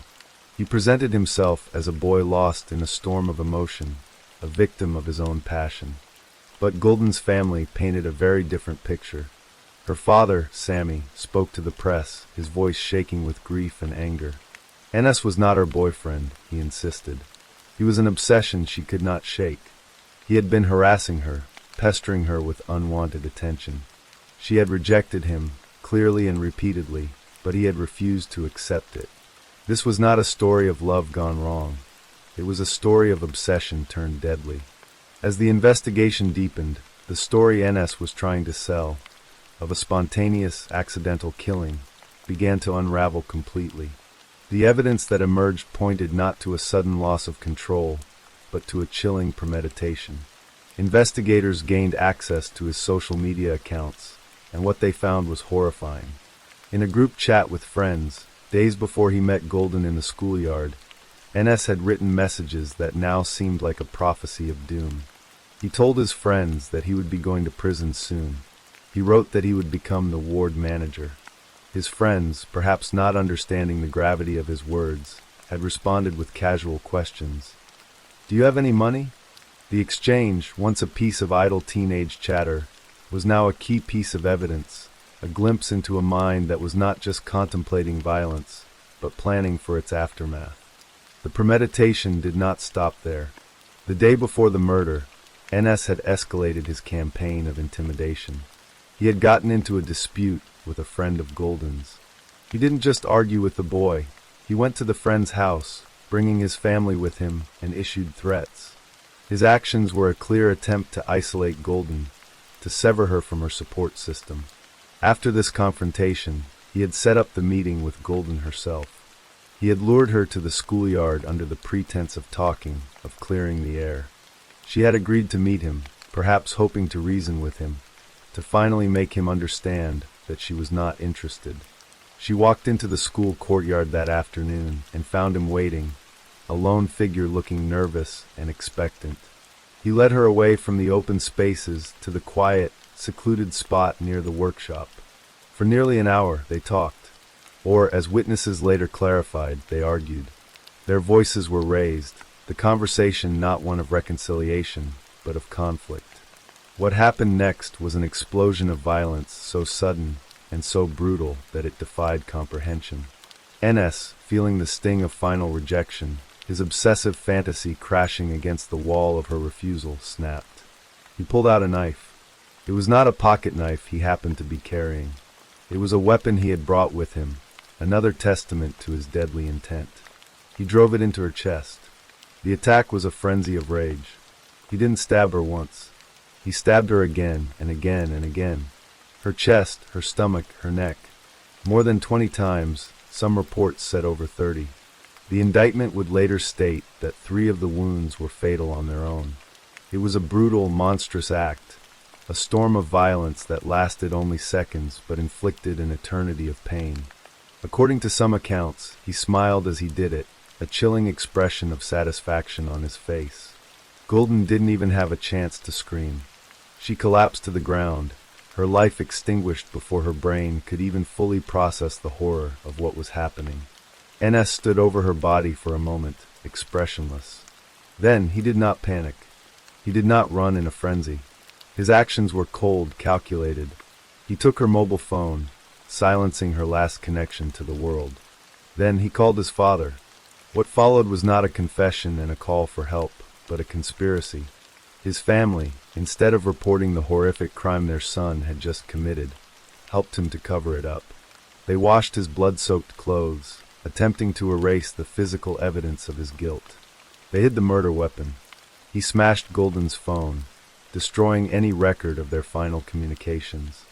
Then, to solidify his alibi, he got on his father's motorcycle and went to the barber shop, as if it were just another ordinary day. The funeral for Golden Coney was held the next day, April 6th, at the Ahmadiyya Mosque. The grief was a palpable presence, a heavy shroud that enveloped the dozens of classmates, neighbors, and strangers who came to pay their respects. Her father, Sammy, was a broken man, slumped in grief, his face pale and shattered. Her mother, Zara, and sister, Nurhan, wept inconsolably, their cries a raw expression of a loss too profound for words. While her family mourned, the legal process began to move forward. The Edirne Chief Public Prosecutor's Office completed its investigation and filed a 4-page indictment at the Edirne Third High Criminal Court. The charges were severe. The prosecutor requested aggravated life imprisonment for NSA on the charge of deliberately and with monstrous feelings torturing, intentionally killing a woman who is defenseless both physically and mentally, being a child. The language of the indictment reflected the sheer brutality of the crime. However, the Turkish Penal Code had a provision that would become the central point of contention in this case. Because NSA was only 15, the prosecutor had to request a reduction in the potential sentence. The maximum penalty he could face, even for a crime of this magnitude, was a prison term of 18 to 24 years. The trial was held in a closed session, the public barred from the courtroom because of the defendant's age. NSA did not appear in person. He participated via a video conferencing system, his face a flickering image on a screen, detached from the solemnity of the courtroom where the fate of his life was being decided. The Coney family was there, a united front of grief and determination.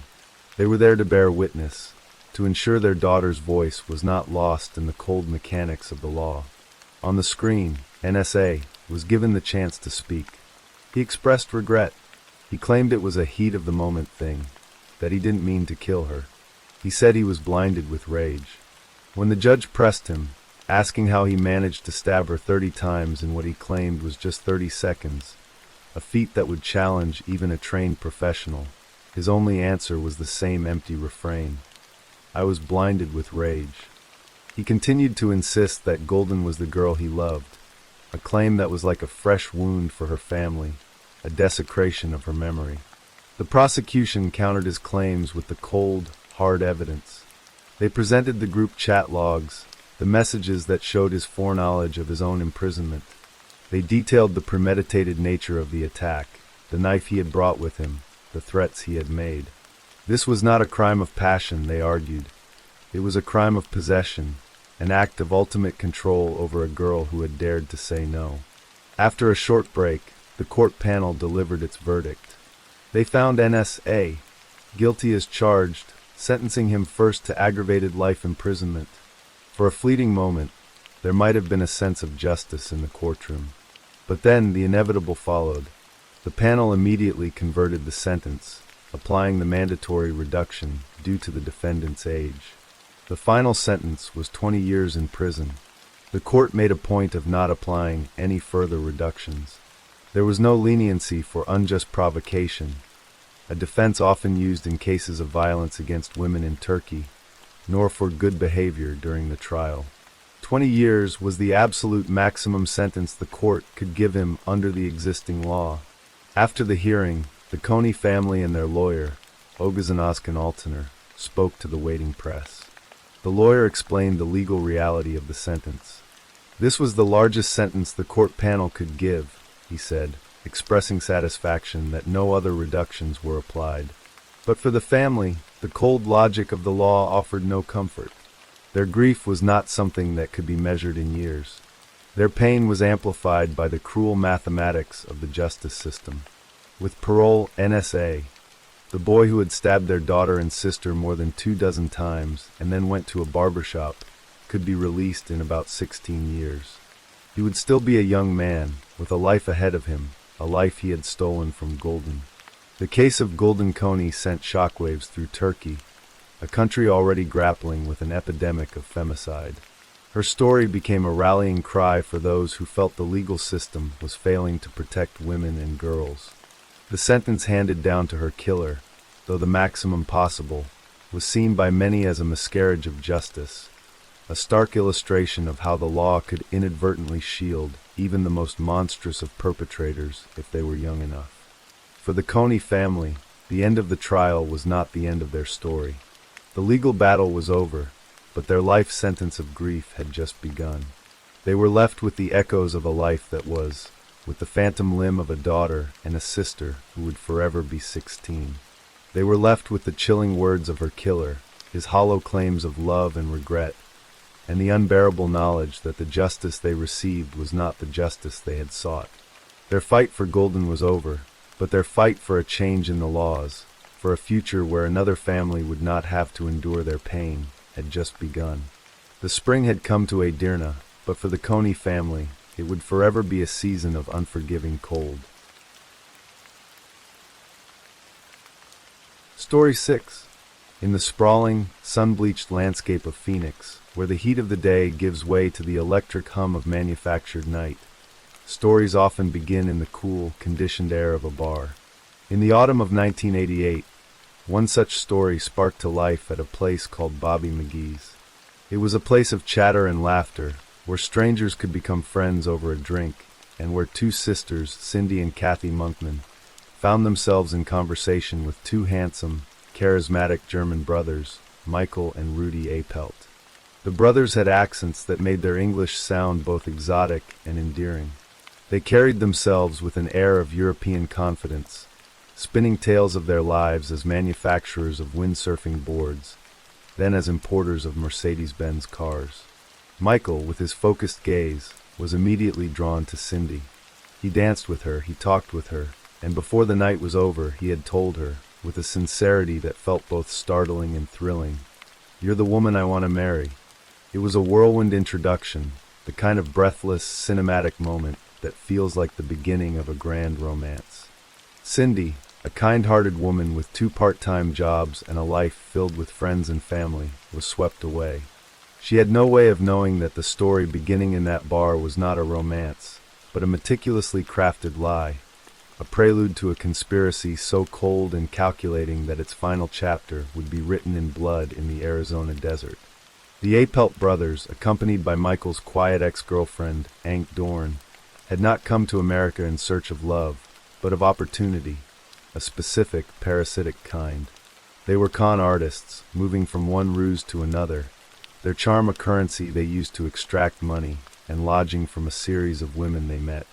They presented themselves as men of wealth and intrigue, claiming to be international bankers or computer experts, while in reality, they were staying at a modest Motel 6, pretending it was the far more expensive Holiday Inn nearby. Cindy and her friend Annette Clay, who had taken up with Rudy, were drawn into this web of deception. For a few weeks, the fantasy held. The brothers were exciting, different, a portal to a more glamorous world. But the facade soon began to crack. Cindy noticed cash disappearing from her apartment after the brothers visited. Suspicion, a small, cold seed, began to sprout. One night, after dropping the brothers off at the Holiday Inn they claimed as their residence, the women's curiosity got the better of them.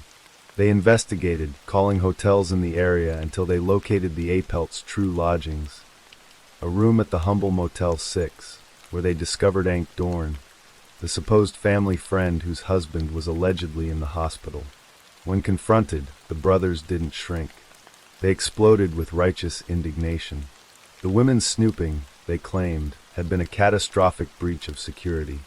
Their high security clearance for their top secret jobs had been destroyed. They had lost their jobs, their work visas, everything. The fury was a performance, but a masterful one. Guilt replaced the women's suspicion.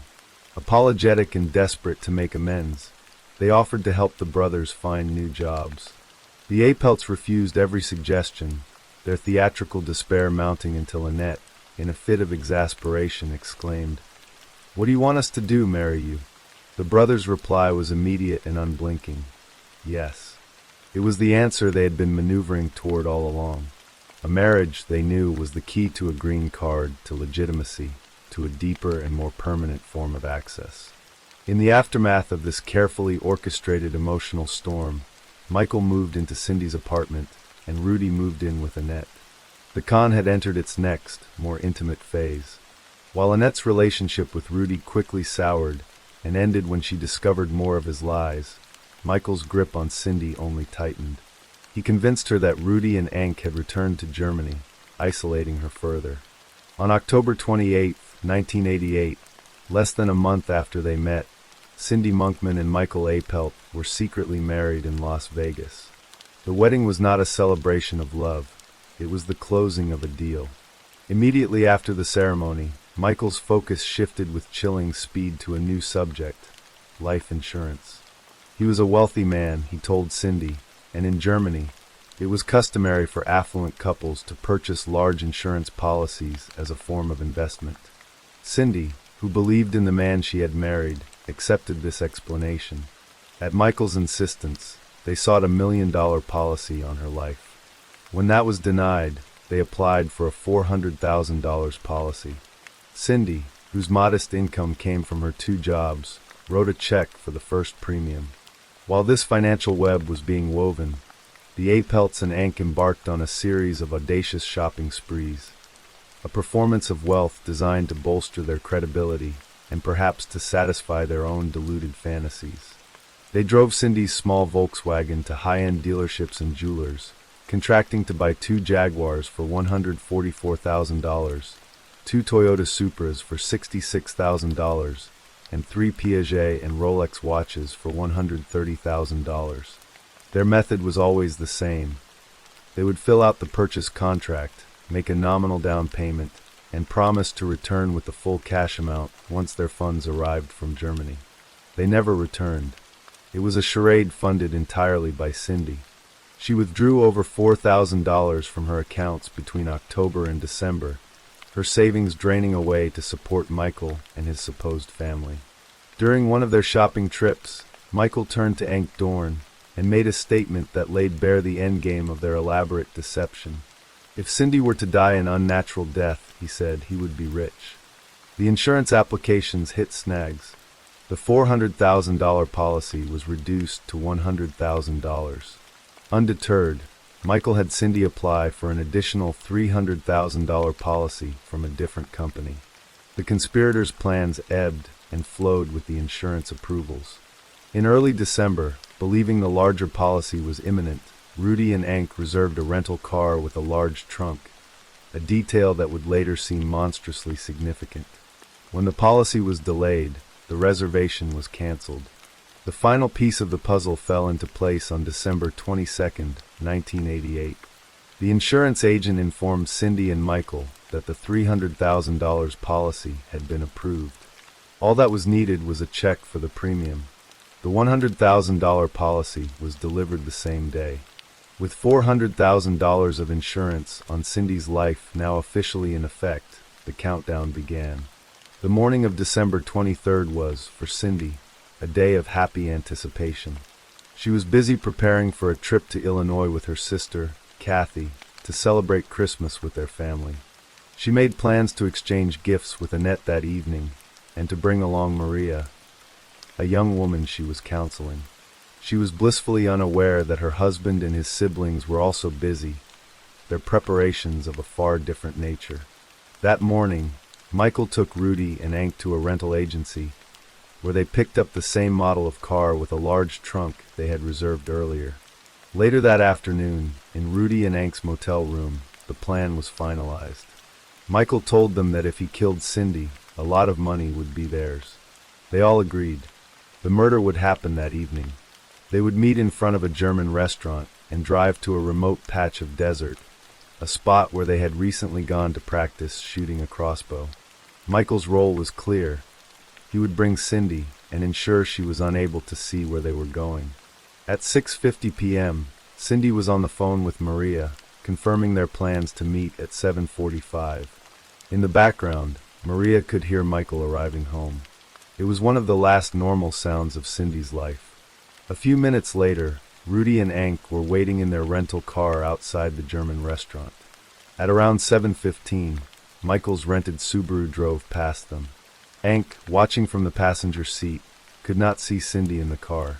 They followed Michael as he drove toward the desert, to the area where they had practiced with the crossbow. But Michael didn't stop at the prearranged spot. He kept driving deeper into the darkness. Rudy followed, eventually spotting Michael's car and pulling up some distance away. He ordered Ank to stay in the car, then got out and walked toward his brother. Ank waited. The desert night was silent. After about 5 minutes, Rudy returned. Without a word, the two cars drove back to the city. The brothers went to the motel, showered, and changed their clothes. At 10:30 p.m., Michael, Rudy, and Ank walked into Bobby McGee's, the same place where the story had begun. They asked for a table for 4, explaining to the server that they were waiting for Michael's wife. They waited for a while, making a show of their patience, before finally ordering dinner. They were building their alibi, brick by meticulous brick. After dinner, they had drinks and went to another nightclub, stretching the performance late into the night.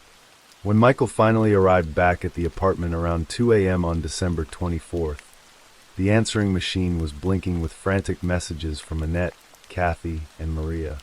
Where was Cindy? Why hadn't she shown up? When Annette called again, Michael answered, his voice a mask of concern. He told her a story. Cindy had received a call from an angry man around 7 p.m., left the apartment in a hurry, and promised to meet him at the restaurant later. She had never arrived. Annette rushed over to the apartment. She noticed Cindy's purse, sitting where she had left it. A person doesn't leave to meet someone without their purse. A call was made to the police. Cindy's body was found in the early afternoon of Christmas Eve. She lay in the desert, a place of stark, unforgiving beauty, now consecrated by an act of supreme ugliness. The violence inflicted upon her was horrific. She had been beaten, her face and body covered in bruises. She had been stabbed 5 times, once in the chest and 4 times in the back. Her throat had been slashed with such savagery that her head was almost severed from her body. Near the body, investigators found a length of nylon cord and a blood-soaked beach towel. The scene was littered with tire tracks, but 2 sets were clear enough to be useful. They were consistent with the tires on the car rented by Rudy and Ank. There was also a clear shoe print in the dirt near the body, and most disturbingly, a partial shoe print on Cindy's face, as if her killer had kicked her or stepped on her head as a final act of contempt. The tread pattern was distinctive, that of a specific style of Reebok tennis shoes. The investigation had begun, and the evidence was already pointing in a clear direction. When questioned by police, the brothers and Ank stuck to their synchronized story. They had arrived at the apartment at 7 p.m., just as Cindy was leaving. She told them she would meet them later at Bobby McGee's, but she never did. The server at the restaurant confirmed their arrival time and their story about waiting for a 4th person. When asked about his footwear, Michael flatly denied owning any tennis shoes at all. Their confidence, however, was beginning to curdle into a clumsy, desperate panic. On the evening of Christmas Day, Michael took the rented Subaru to the Salt River bottom, with Rudy and Ank accompanying him. He drove the car erratically, slamming on the brakes and yanking the wheel into hard turns, a bizarre and futile attempt to alter the tire treads so they couldn't be matched to the crime scene. When the car was returned, 2 of the tires were so damaged with flat spots that they had to be replaced. Their next move was one of breathtaking audacity.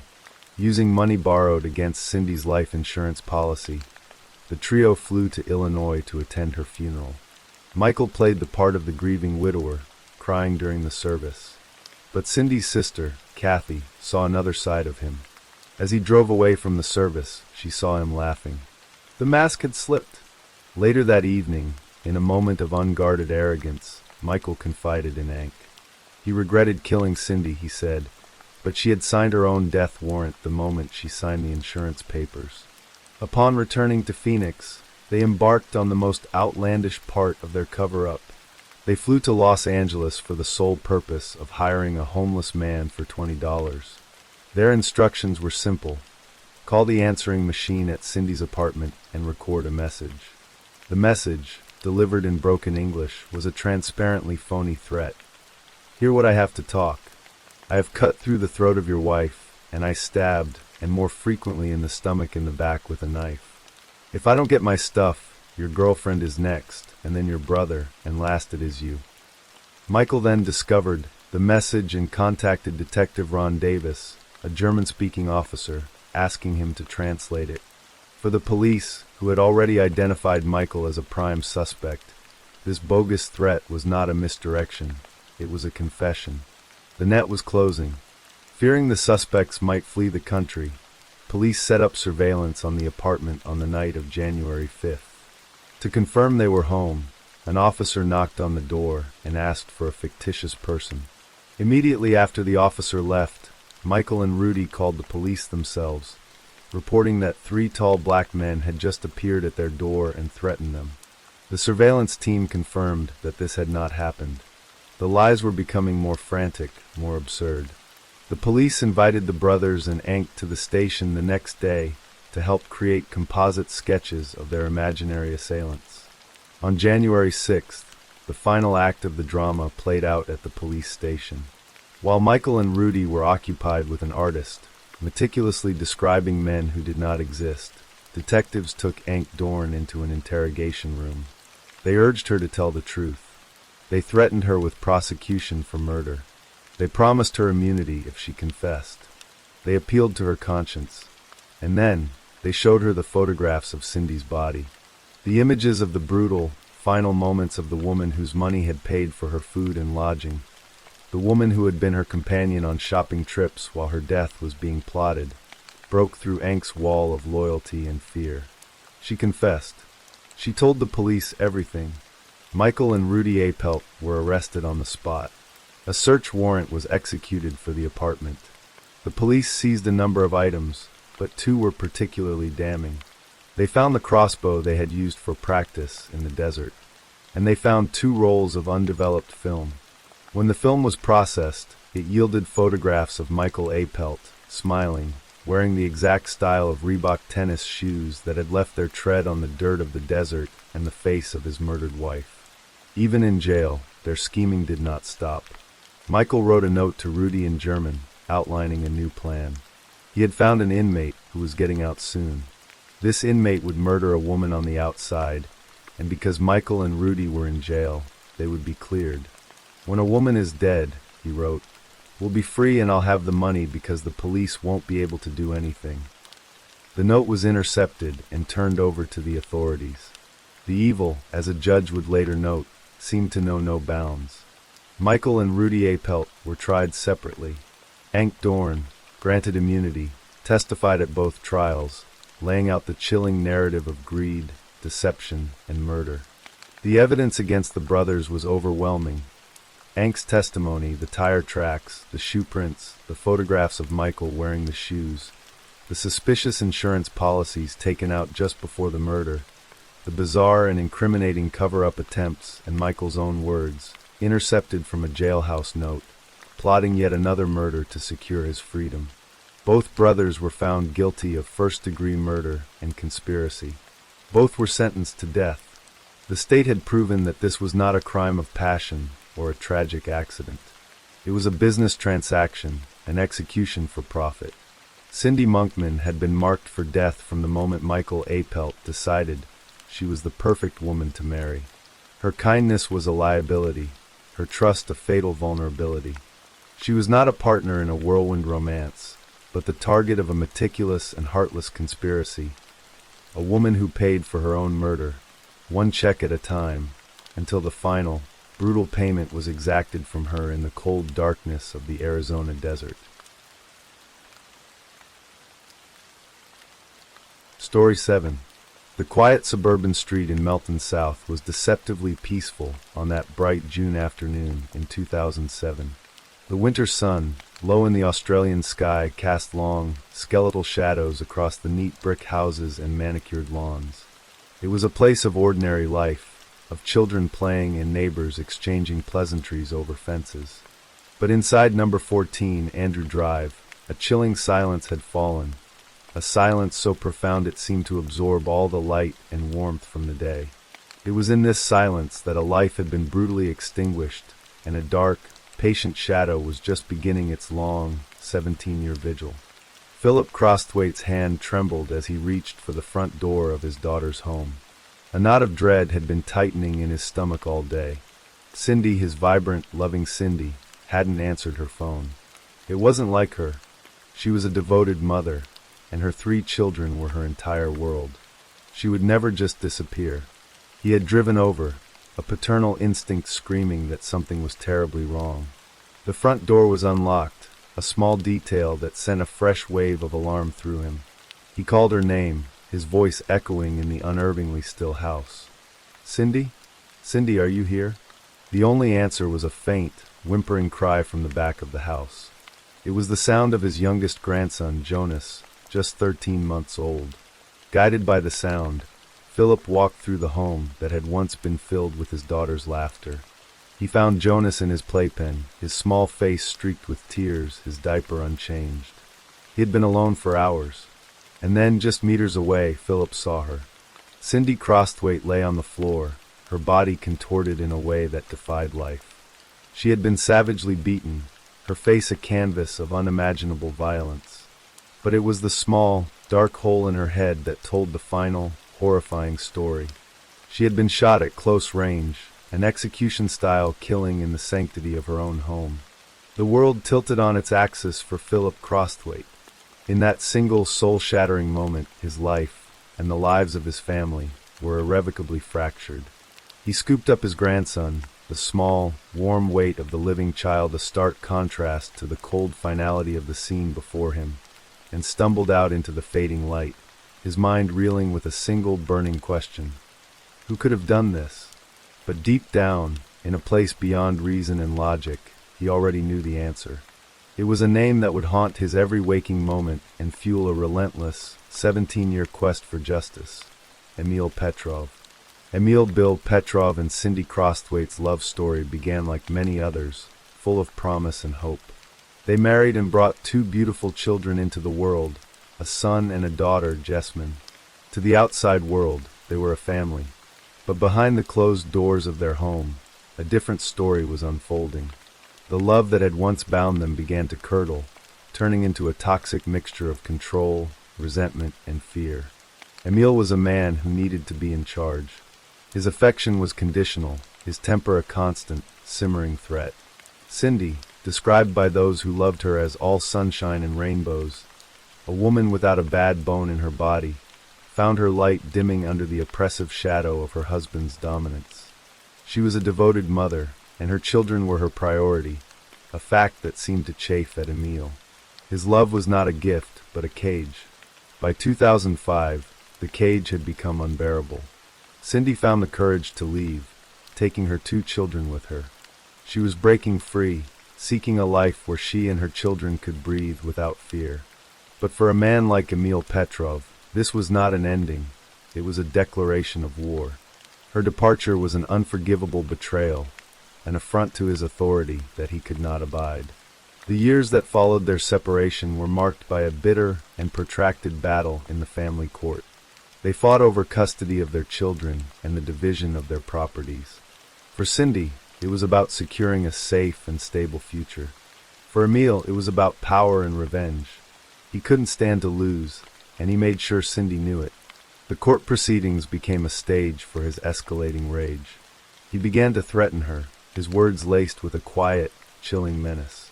He told her she would pay for leaving him. He told her she wouldn't live to see the end of their dispute. They were not the empty threats of a jilted lover. They were promises.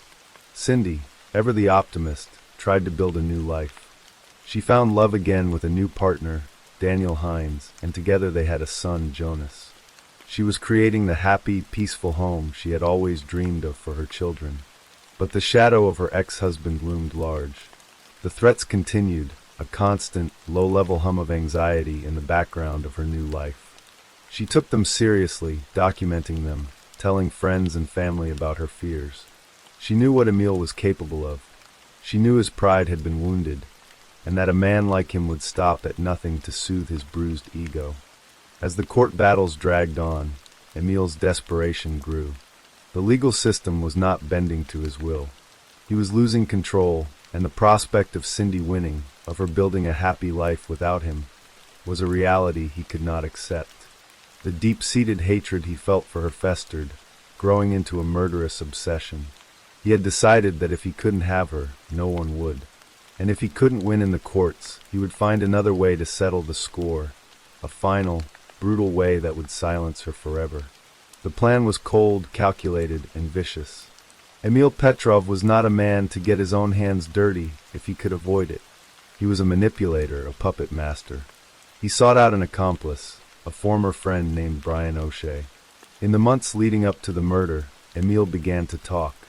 He confided in O'Shea, not seeking advice, but testing the waters, planting the seeds of his dark intentions. He spoke of his hatred for Cindy, of his frustration with the courts, and eventually, of his desire to see her dead. O'Shea would later testify that these conversations grew more specific, more concrete. Emil wasn't just venting, he was plotting. He spoke of a job that needed to be done.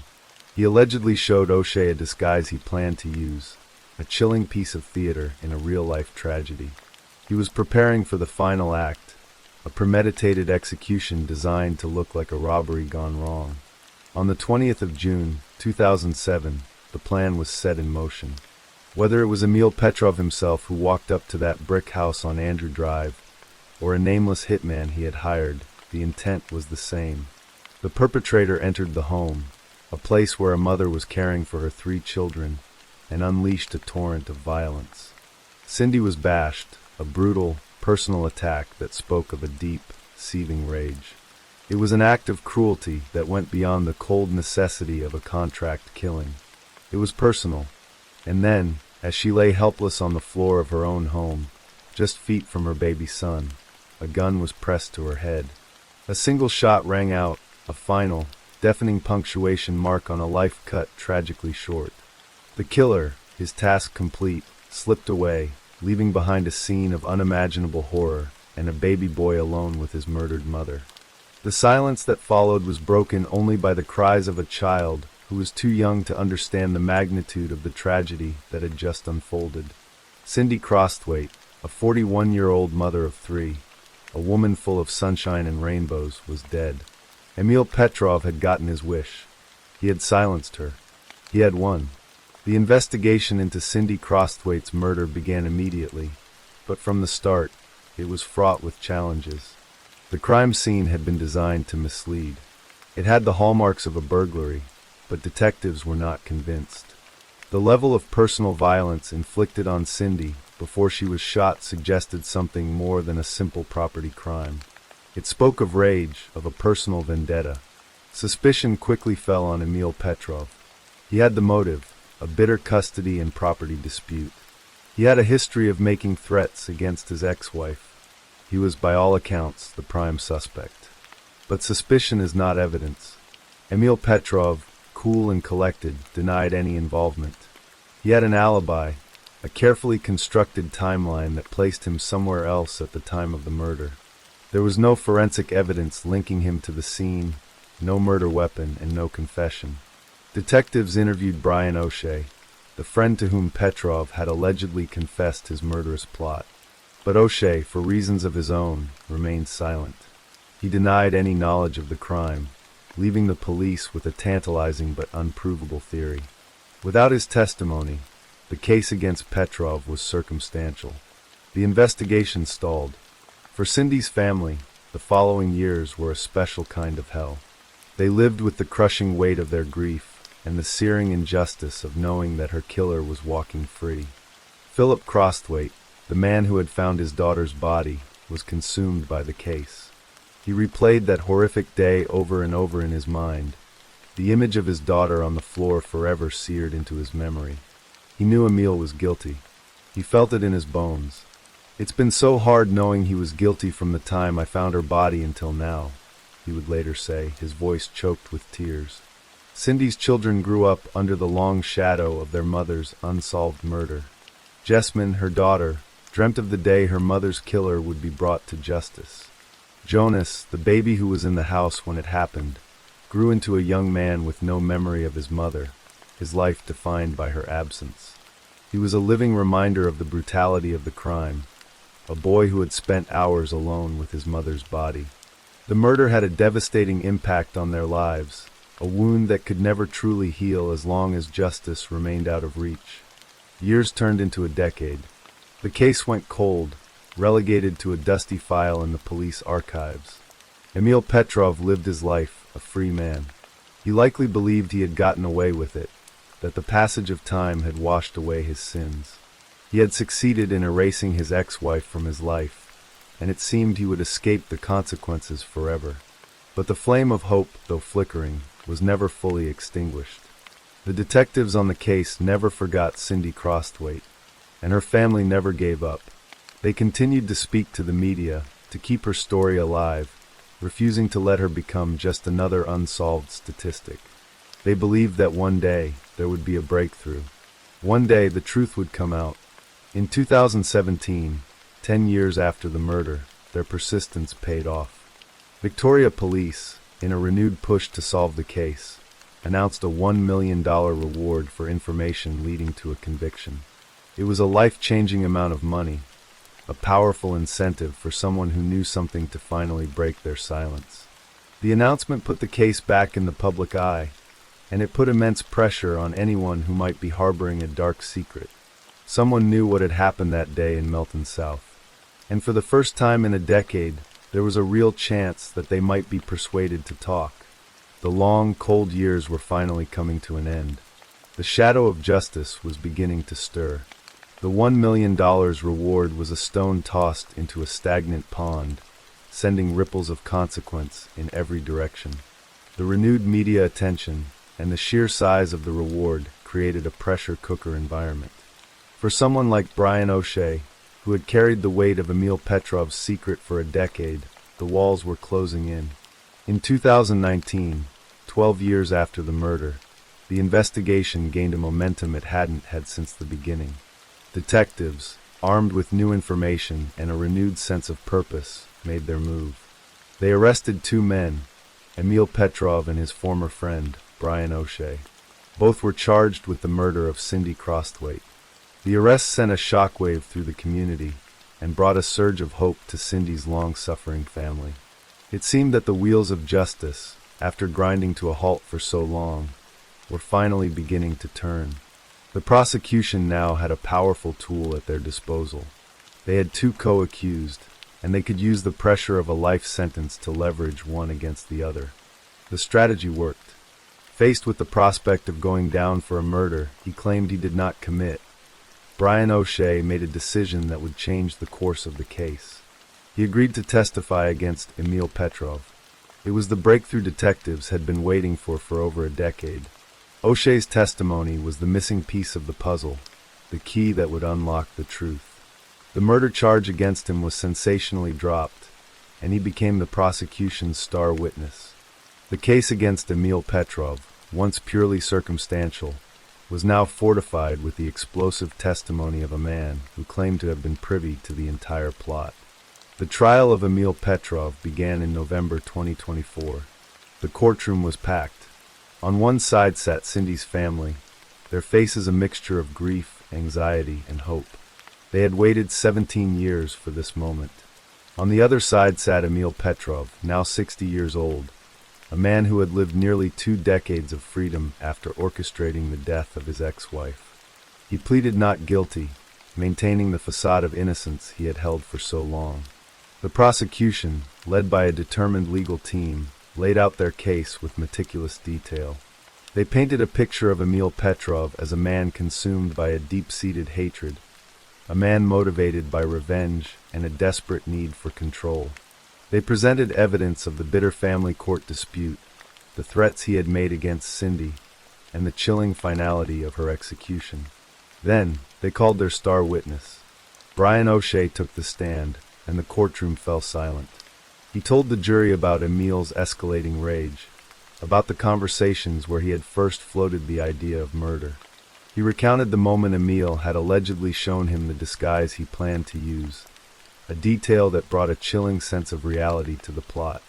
O'Shea's testimony was the linchpin of the prosecution's case, a first-hand account that directly implicated Petrov in the planning and execution of his ex-wife's murder. The defense fought back, attacking O'Shea's credibility. They portrayed him as an unreliable witness, a man who was willing to say anything to save his own skin. They argued that there was no physical evidence linking Petrov to the crime scene, and that O'Shea's story was a fabrication designed to claim the $1 million reward. Petrov himself continued to deny everything, a picture of indignant innocence. For 3 weeks, the jury listened to the competing narratives. They heard from forensic experts, from police officers, and from the family and friends who had known and loved Cindy.